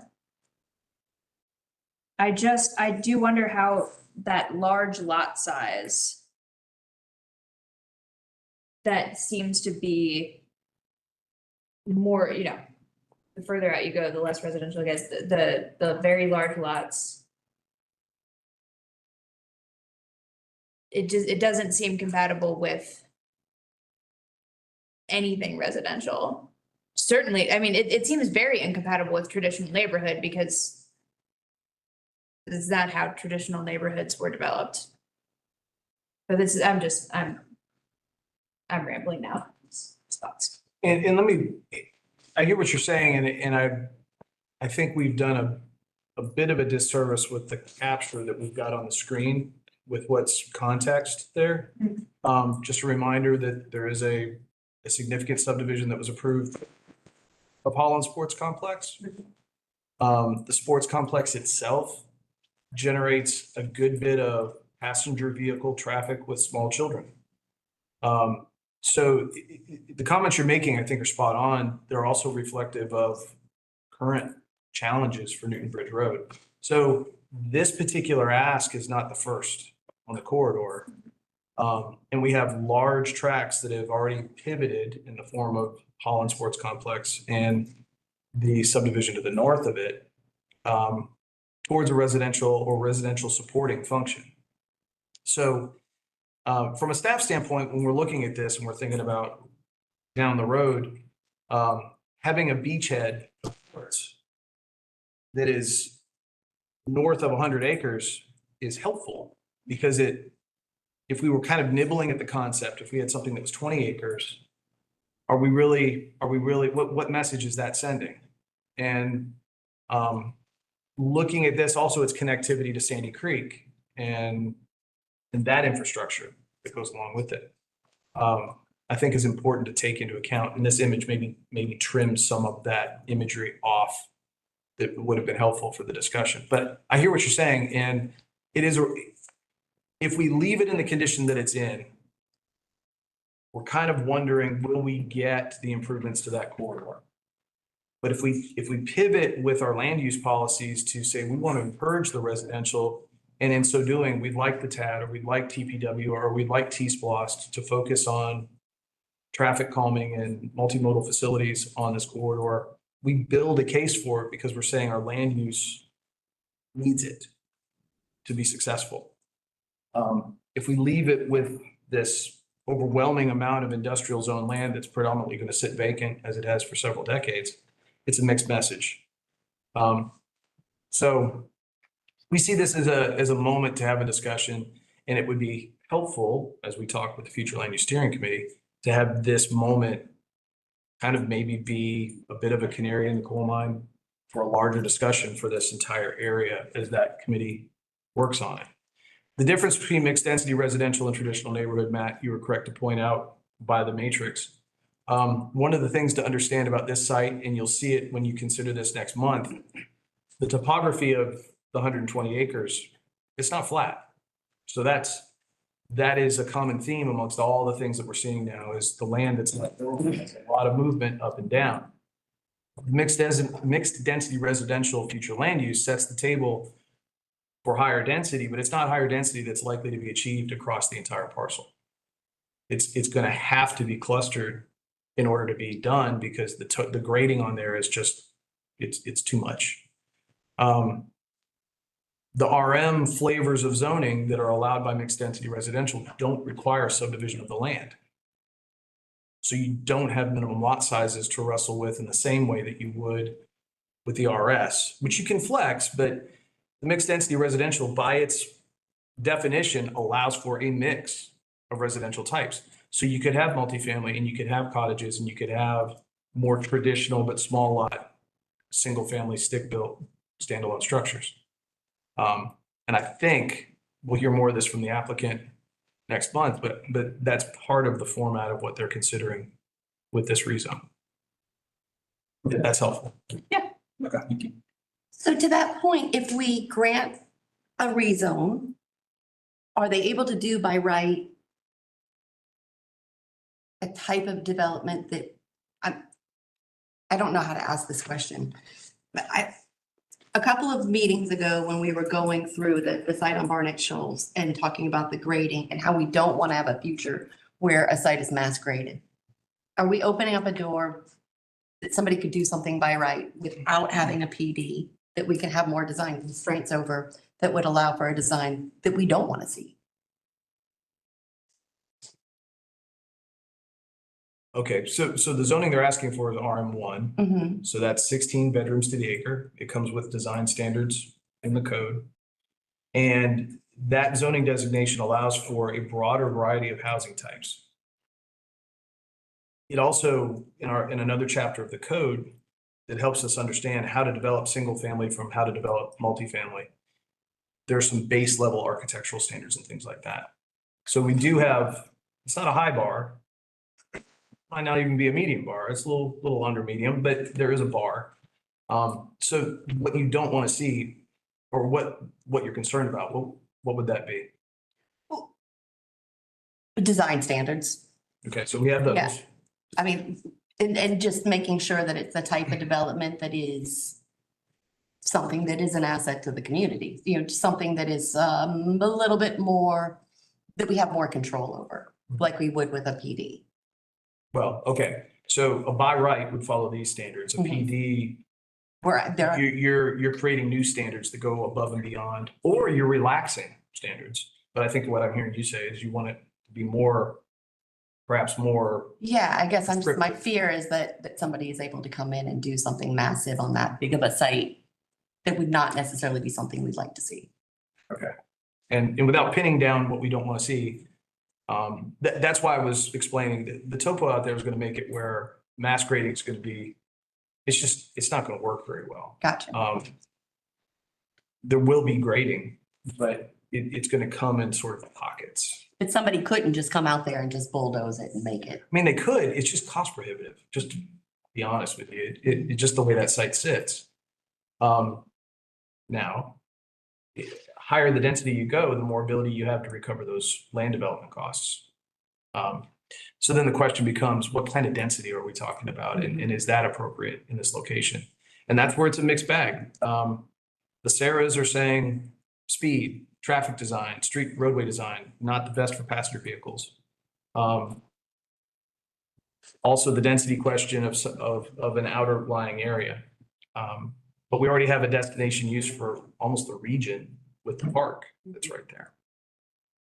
So this is why we want to have the discussion, because it's not a no-brainer. There would have to be some other things to come along to make it work. But I think from a staff standpoint, we're optimistic that corridor needs to pivot from a future land use standpoint, and residential seems to be the appropriate direction. The question then becomes at what density? Yeah, and either traditional neighborhood or mixed density residential would allow RM1, which is this applicant's request for this parcel. That's right. So our land use decision is more, should the Newton Bridge corridor be more traditional neighborhood where you have a narrower range of housing types that are allowed to be built than are allowed in mixed density residential. Right. Like it's easier to do, like you said, you don't have to subdivide the land, so you can do apartments and new like cottages and stuff like that a lot easier in mixed density residential, right? Okay, so that's basically what I think. Either way, RM1, this application, like we could rezone it next month, regardless of the language. But the bigger picture question is just, how do we see the new bridge corridor? Does it, it should be more mobile? And it hasn't happened before, but it's an interesting thing. Planning Commission could make a recommendation to the Mayor and Commission to go not to mixed density residential, but to traditional neighborhood. And it wouldn't, to your point, it wouldn't upend the rezone request. But it would be, I don't know that we've ever had a suggestion come out of the Planning Commission that's different than what the applicant has asked for, picking a different category, but it's not inappropriate. And so today, are we, under our new slightly revised process, are we gonna vote on the future land use, or just for comment and discussion purposes? And next month we'll address both the future land use and zoning requests. Okay, so maybe the next question is just, does anyone have any more comments for today? I think I'd say one more thing is just, it seems like then what it would kind of turn on is whether that you know, that difference being that in traditional neighborhood, you can have RS 25, 15 and 8 lots. And you can't have that in That's exactly right.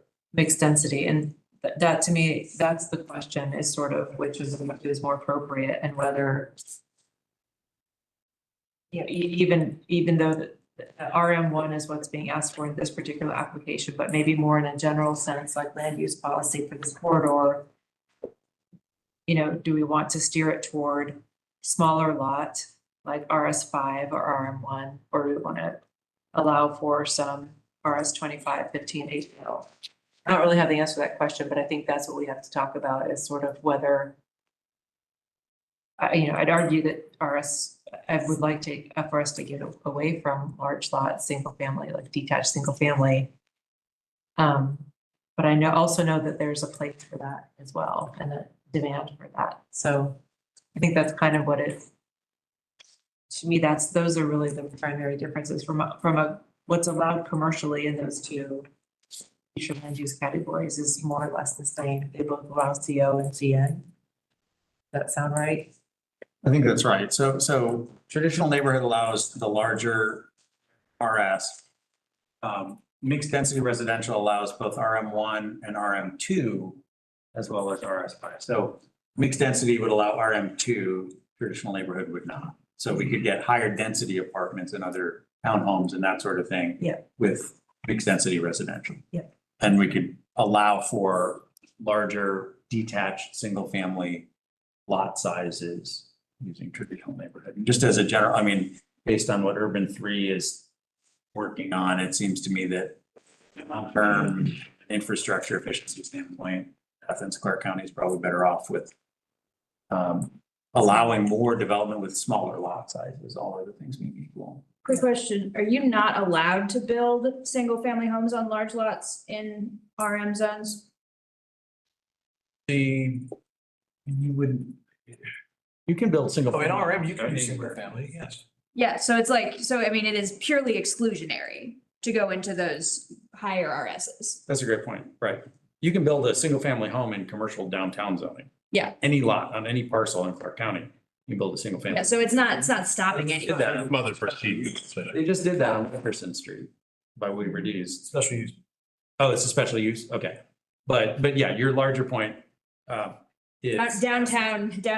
excluded, yeah. RM1, you can certainly build 1 acre lot, single family homes in an RM1 zone, right? Yeah. So yeah, you're absolutely right. Mixed density allows more and doesn't really exclude anything that somebody wanted to do. But the economics of it drive that, in the sense that, you know, a property that has a higher development potential is going to be priced as such. Not if every parcel, not if all residential is at that level. I think Right? that's, like, your point is right. If you upzone some parcels, they go up in value. If you upzone a larger area, that doesn't happen necessarily.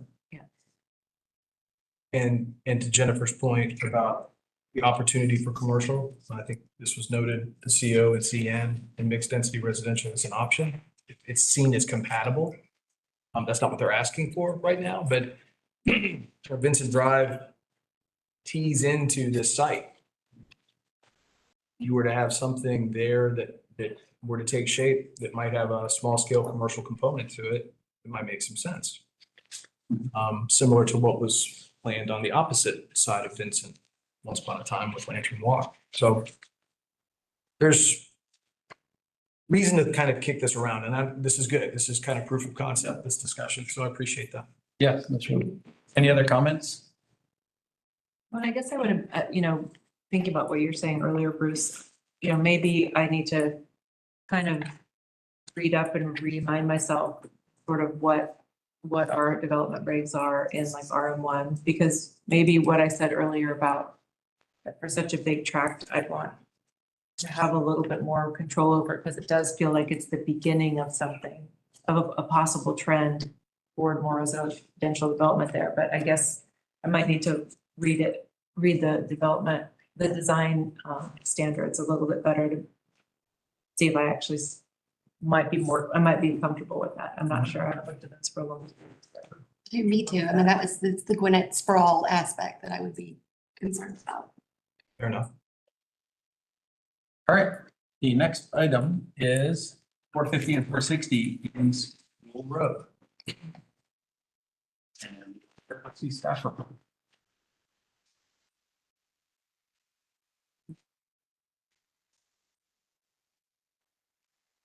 All right.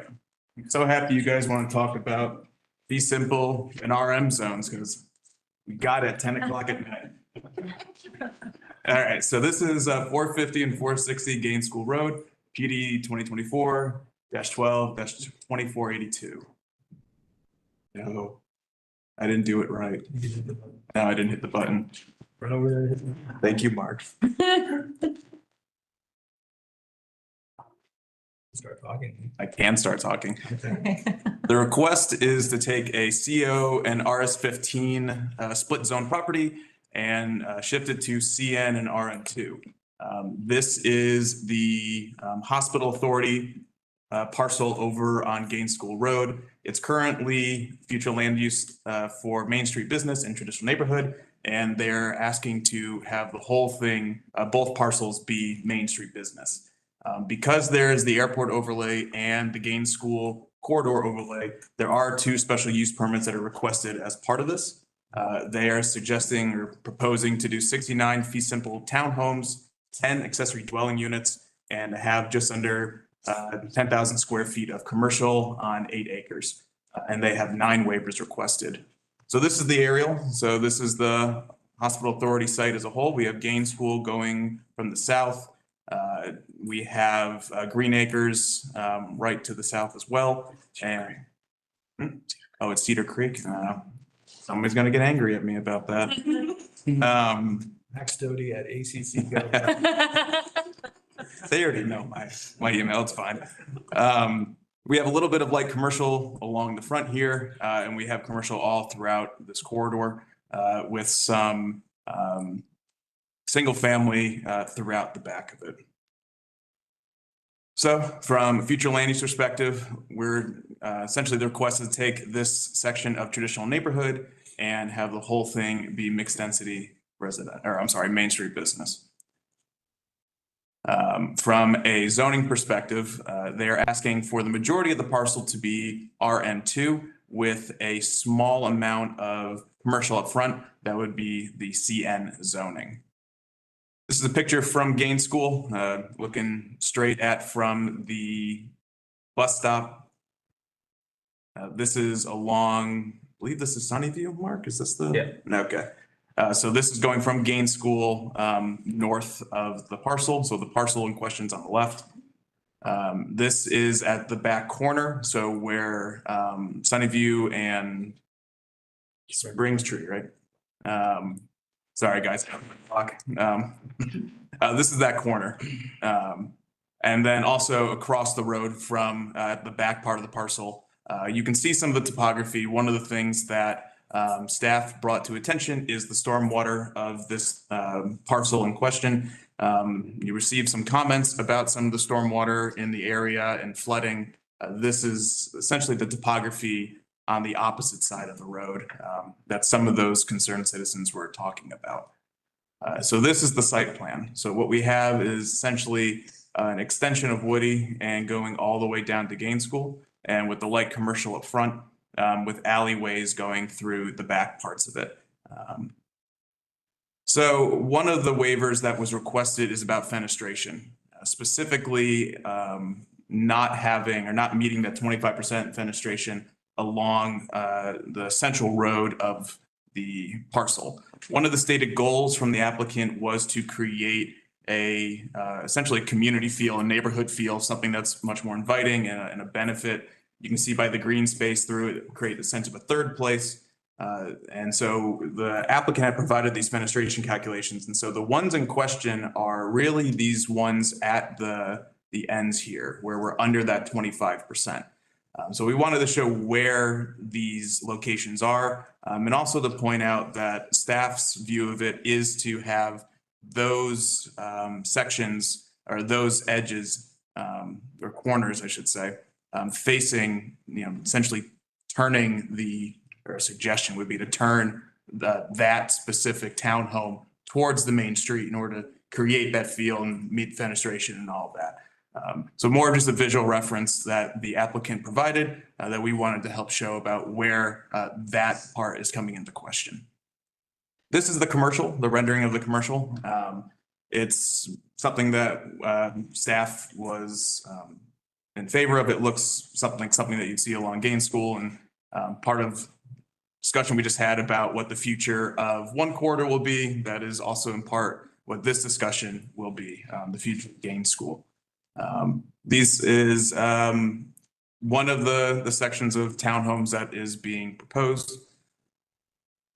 And then this is what the accessory dwelling units would look like. This is specifically the section that has 4 units in it. So from staff recommendation, it is very compatible with the 2023 comprehensive plan. It's increasing supply and adds a variety of housing that's not common to the east side, especially with accessory dwelling units as part of the application. It's not something that we have by right in many places throughout Athens. It's an infield development along a corridor that is of importance for the growth concept map. It's part of the discussion for the future land use map or effort. It improves the safety and accessibility of pedestrians and public transit, especially offering relief valves and alternate methods for both vehicle and pedestrians. And that jumps into it promoting intra and interconnectivity between those existing neighborhoods that are there and the corridor itself. It's also compatible with the future land use map, zoning map, ordinance to some extent, and we'll get into that. There are 2 special use requests. One is to allow single family attached and restaurant and bars in the airport overlay. The airport authority will be looking at this later this month. So when it comes back to y'all, their recommendation will be included. But at this time, we don't have anything from them. And then they also are asking to allow the underlying CN uses in the Gaines School Road corridor. So currently that corridor, that overlay is very restrictive of what type of uses it can be. It's essentially like flower shops and things of that nature. And Bruce, correct me if I'm wrong, but this overlay, for context reasons, was created in 2000 when the new zoning code was brought in, specifically to have a more preserved essence of what it currently stands to today. So almost everything that's in the CN, a lot of it is not allowed by right in that overlay currently. So that's what the applicant is asking for relief for. There are 9 waiver requests. Staff conditionally supports 4 of them. We need more information on 4, and we oppose 1 of them. There are various code compliance issues that must be addressed. And then the last big thing is that from Transportation and Public Works, you saw their comment in the staff report. It goes into their concerns with the site and needing to essentially address the fact that the surrounding neighborhoods have inadequate stormwater ability. And so from us, it's having the applicant have at least a concept meeting again with the applicant or with the Transportation and Public Works in order to address some of that and work through it. That includes staff.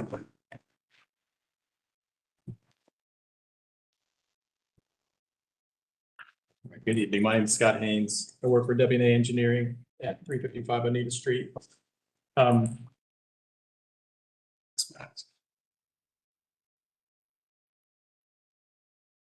Perfect.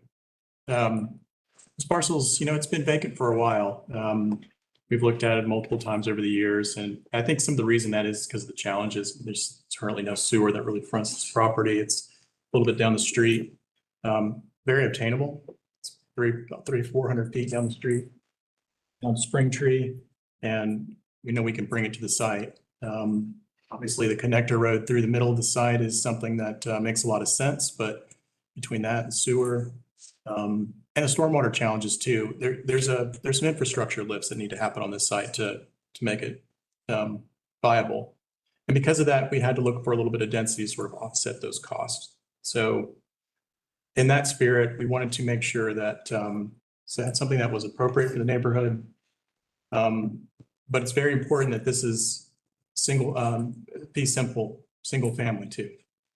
That there's a lot of conversation I've heard tonight about housing stock and things. And I mean, I believe very strongly that single family is something that we need in a community. I see a lot of BTR things, this build to rent comes through, and sort of there's a place for that, I'm sure. But single family really is a catalyst for building generational wealth. And I think that it's important that we support projects that encourage that.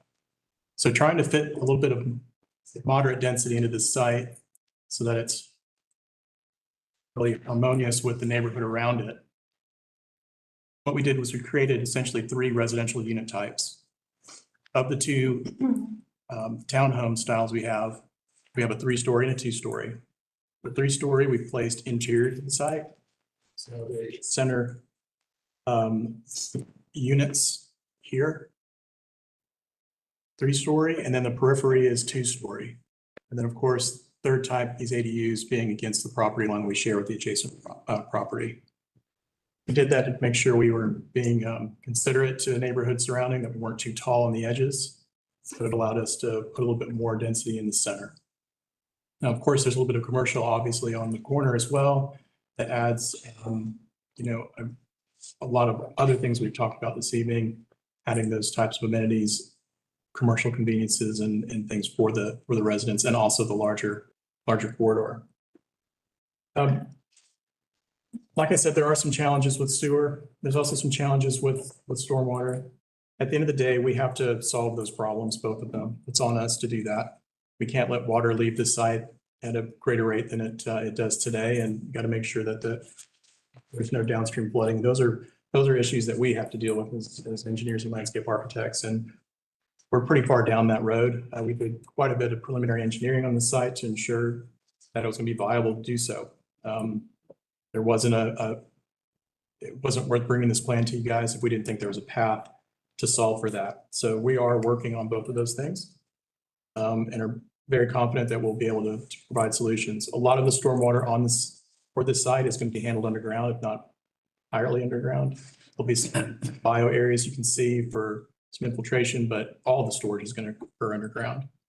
And you can see those dashed lines in the park space here is where we're slating that for.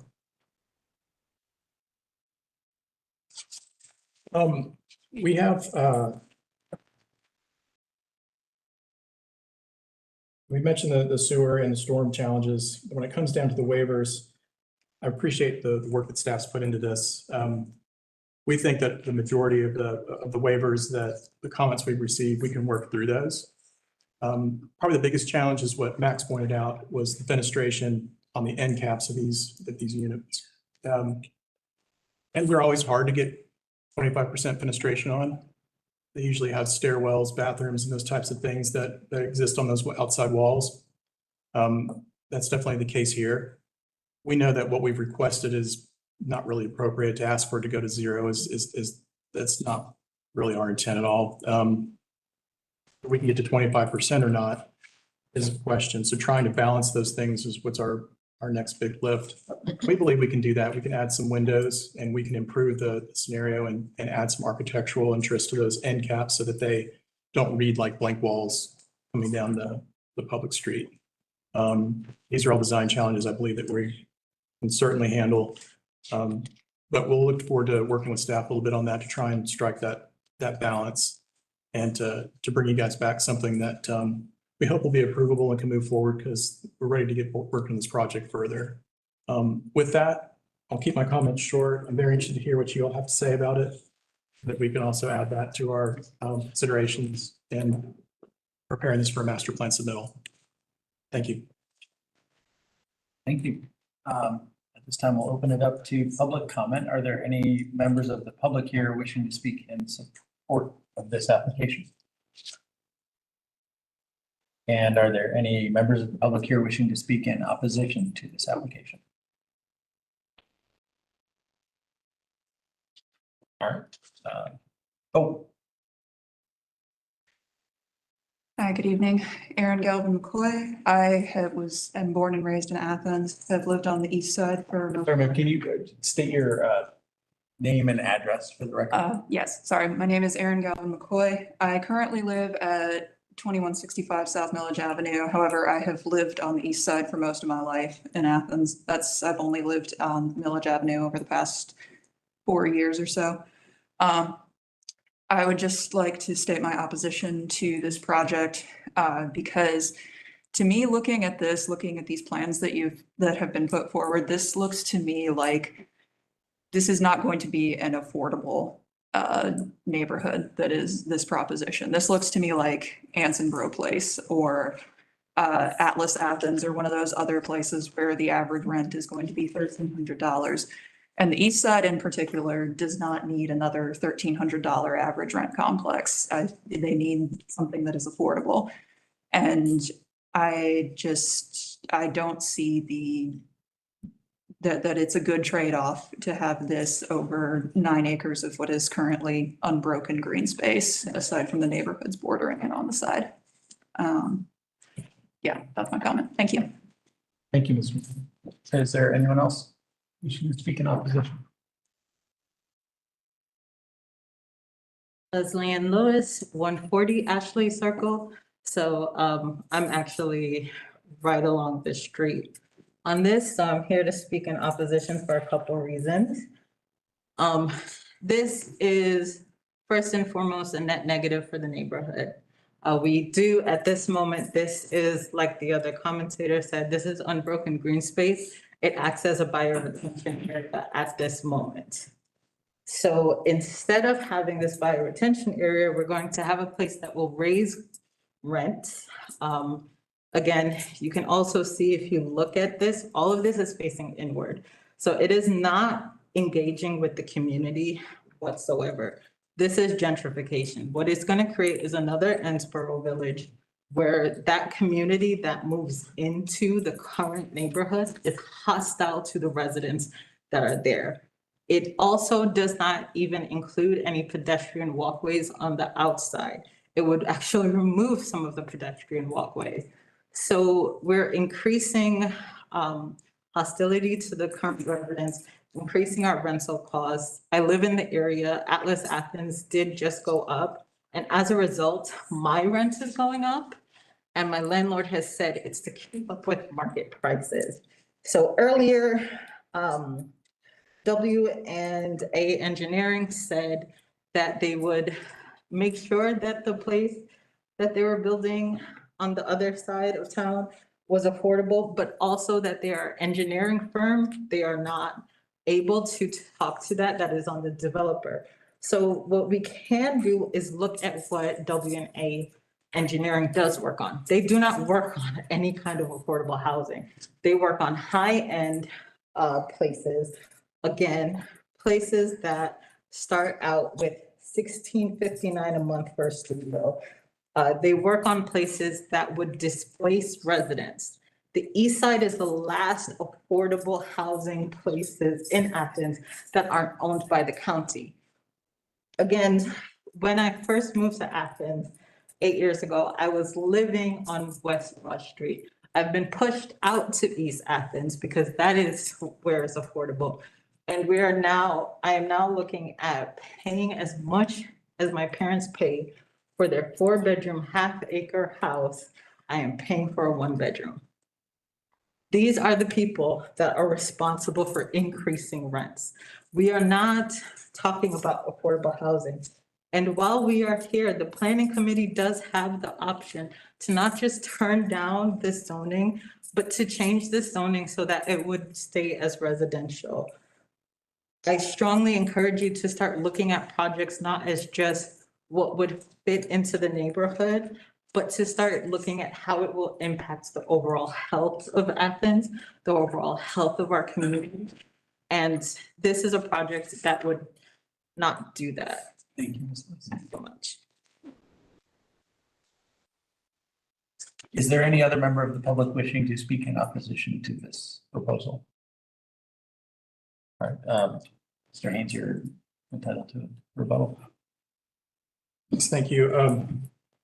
I just have to take a lot of objection to what Ms. Lewis just said. Speaking about the project here, this project is not interfacing. This project, all of these units on this outside, these all face existing public streets. They all face this way. New public street this way, units face public street this way. We face Gaines School this way. When we talk about pedestrian infrastructure, we're adding sidewalks along the entire periphery here and throughout the middle. So it's just simply not true. The other thing that she said that's not true is that my firm works only on high-end projects. And it's something of a bit of a personal matter for us that, it can't be left unstated. I mean, Micah's Creek, which is one of the larger Habitat for Humanity projects, was ours. Bethel Midtown is ours. The East Athens development is ours. To say these things about us is just simply untrue. And I do not appreciate that being said about our firm. We strive to build better communities. And I do hope Ms. Lewis takes a closer look at the work that we do, besides just looking at student housing. Thank you. All right, we'll bring it back behind the rail. Who wants to start off? Alex. Right offhand, I may come back to something in a minute, but did I understand, I can ask y'all, and if not, you may ask for him. Are these going to be sold units, townhomes, or? That's what I heard. So they're not rentable, they're not rentals. Okay. That's what I thought I heard you say. Okay. I had the same question about the ADUs. Can you just clarify, are they on the parcel of the townhome that's They are. straight across the alley? They are. Okay, and is the idea there? Offset rent, so the units are more obtainable. It's part of the parcel. So if someone buys this unit, the ADU goes with it. Okay, so they could put their in-laws in that unit or rent it to offset someone. That's correct. And how large are those units? Are those all 1 bedrooms? 1 bedroom, 1 story. 1 bedroom, 1 story. Okay, thank you for clarifying. Jen. Do you know a price point range of what these plan to be offered? Because in townhomes, typically they're less expensive, so it does seem like this could be actually addressing. We have the developer here if you'd like to hear from them.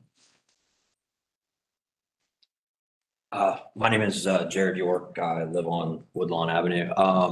Right now, our performa has these starting in the low 3s for the 2-bedroom units. The 3-bedroom units would be an elevated price in the 3s, and the ones with the ADUs, they might touch 4. Okay. So that's where we're at right now with these. And they're all fee simple, build for sale. Okay. Thank you, Mr. York.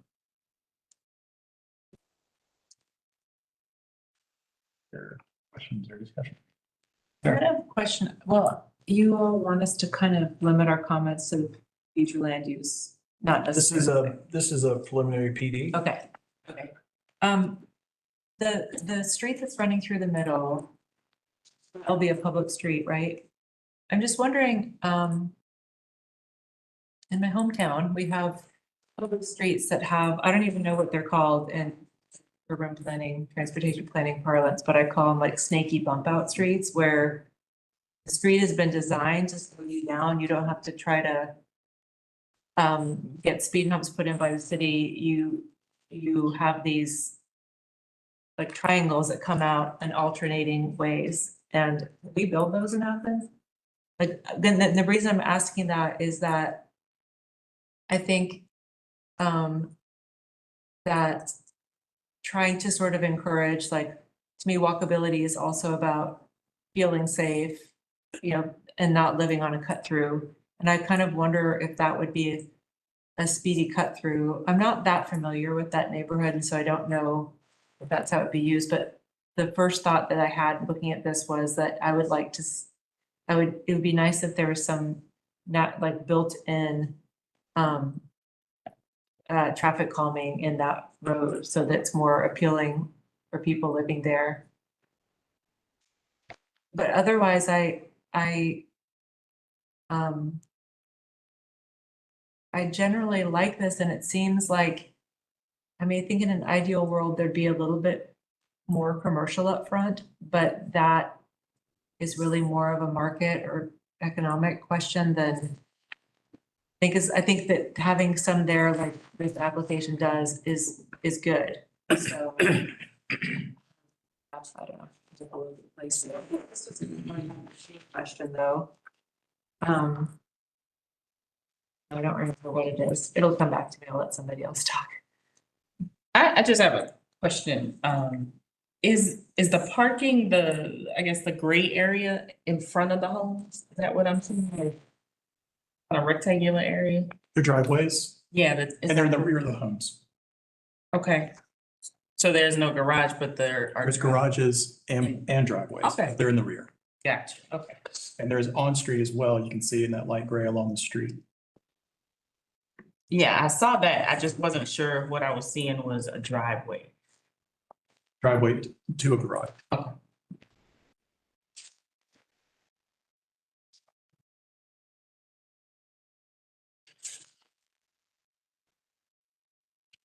Well, I'll share that I like the idea of having townhomes. I like the idea of AGVs. We don't have you don't have enough townhomes. Townhomes tend to be a more approachable, more attainable price point than detached home, because they use less land and kind of use the infrastructure more efficiently. So they generate a lot more tax revenue than the infrastructure costs, at least compared to single family more street per unit and more super and water pipe and which is expensive to maintain. So from a fiscal perspective for the county, this seems like a good improvement. And from the housing market perspective, I'll just share that we hear applicants sometimes say, you know, there've been new projects built and they have really high rents. And also my rent went up. And I think those two things, like the new project caused my rent to go up. But there's a great deal of social science research that shows that it's rising rents that causes new projects to get built. It's not new projects that raise rents on existing. It's kind of the opposite causation. When there's not enough housing, rents are going up, and that causes more housing to get built because developers are responding to that increased market price by building more housing. So people see it happening at the same time and mistake the causation, but there's actually really strong social science research showing that in cities that build more housing, rents go up slower, and in cities that build less housing, rents go up faster. So, you know, and there are cities that have recently built their way out of a housing crisis and gotten to the point where rents are declining year over year. It's usually not by a lot, but by, you know, you build enough housing, rents go down 5% instead of going up 15%. Clarify, I was told direct, just to clarify, Yeah. it was I don't mean to cut you off. It feels rude, but just we have a process that after public comment, we take it behind the rail and we have to not accept further public comment. So I'm happy to talk to you afterwards if you'd like to. But just for the record, building new housing reduces the upward pressure on that because, you know, there's people moving into Athens every day. Our population is expected to be bigger by 3,000 or 4,000 or 5,000 people in a year than it is right now. And if we don't have new housing units for those people, they're going to bid up the prices of existing housing units. And so I'm very sympathetic and very concerned about the cost pressures that some of our commenters have spoken about. And I just want to say that new housing supply helps rather than hurts in that respect. And I think that's really important for the community to understand. And I don't see a risk of displacement here because as far as I can tell, the current number of housing units on this site is 0. And if this project is built, it will be 69. Is it 69 plus 10 ADUs or is it 69 including the 10 ADUs?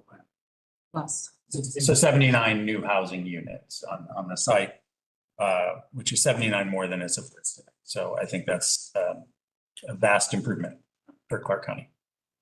I mean, I will say that rent prices and environmental concerns are the two things that are at the top of my mind every time we look at a project or everything that comes before us. I think that it can be more complicated than what you just said.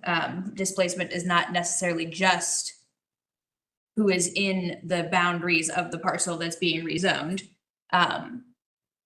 You know, certain rezonings or new developments can lead to displacement in surrounding parcels. But that is not it doesn't necessarily happen anytime a new thing is built. And I do think that does not that this tracks more with things that we've seen that have not led to displacement in surrounding parcels. And you know, also second what you said about the research of increasing housing supply, reducing prices, pressures on rents and housing prices in general. As for I think that the connectivity of this particular proposal is very good. The community mindedness of this layout is much better than most that we see, and is much less cul-de-sac inward facing and seclusionary than most other kinds.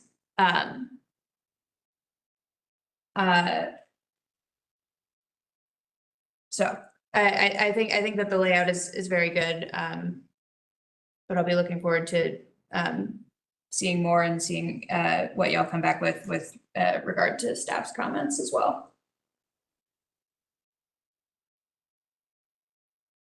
Any other comments? I like the layout. I think it's a compliment to the area of what's currently there. And I think at that price point, it should help to alleviate some of our housing concerns. I had a question about when staff made the recommendation that the applicant holds a stormwater concept meeting with TBW prior to the master plan development submittal. Is that before next time we would see them, or is that after? That's before. Yeah, I think you want to say something about that? We actually had concept meeting. Okay, great. I think we're kind of digging into it. Sounds like we need to probably have another one. Or just flip their books, but we met with them before submitting and we'll be sure to touch base with them again to help understand. Yeah, we might have questions next time just to sort of making sure we understand the stormwater plan. Absolutely. The name of the street calming that I was trying to think of earlier is chicanes. That's a weird word, but I couldn't remember it. Chicanes or chokers. And I'm just wondering if that, I don't know, it's worth thinking about. I think it's a good way to slow people down a little bit on such a residential street. We can ask about that. Yeah. I'm not sure if it'd be appealing, but just wanted to bring it up. Not real popular where it snows, I know that. Right. Yeah. Don't have to worry about that. Yeah, we're good. Yes. Any other discussion or comments for the applicant?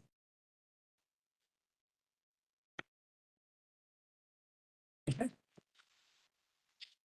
Well, thank you all. That brings us to the next item on our agenda, which is the text amendment for halfway houses. Okay, not spending a ton of time on this. We did have some discussion about it at the December meeting. Just, this is a response to a resolution from the mayor and commission asking for our local code to become compliant with state statute with regard to review time periods for halfway houses. And so this is one of those rare text amendments where there is no wording, there is only line through existing. Happy to answer any questions you might have, and certainly Austin knows about this one as well. Yeah, I think we discussed this previously and it all made sense to me. Does anyone have any? They're ready to vote. Do we have a motion? Okay. I move to approve. And second. Motion by Sarah, second by Jen. To approve, yes, you can do this. Yes. Hey, you got show of hands? Call or just show of hands? Show of hands, fine. All in favor? Aye. Any opposed? Illegally. Thank you. I don't know, am I allowed to vote on hands? You're just showing your hand. Dude, I'm using my hand, using my example. Stephen doesn't have to count it. All right. That brings us to the final section, other business, and planning commission chair report is that I do not have one. Goes to Alex. Future Land Use Steering Committee, I'll just make it very brief. We are getting through the wording of all of the categories. And we're getting now, next meeting, we should be getting the map out and trying to where the categories will go. That's about as much as I intend to say tonight. Okay. Any questions? Well, we are, I mean, one thing to say, we are making progress, good progress and very good discussions. We don't agree on everything at all. I like that. We do it in a very fashionable, whatever, controlled manner, but it's an outspoken group and a smart group. So I say that every time, but it. Do you want to add to that? Just say the Grant of the Woods coming up and the community's watching the work. The community is becoming more and more engaged with every discussion, and that's great. And to the extent that those discussions are perhaps uncomfortable at times, it's far better to have that level of concern and passion for the discussion than ambivalence. And we're very thankful for all that attention. Item 3 is planning director. Yeah, I appreciate all of you being here and Happy New Year. Thank you very much. Last item is miscellaneous announcements. Does anyone have any?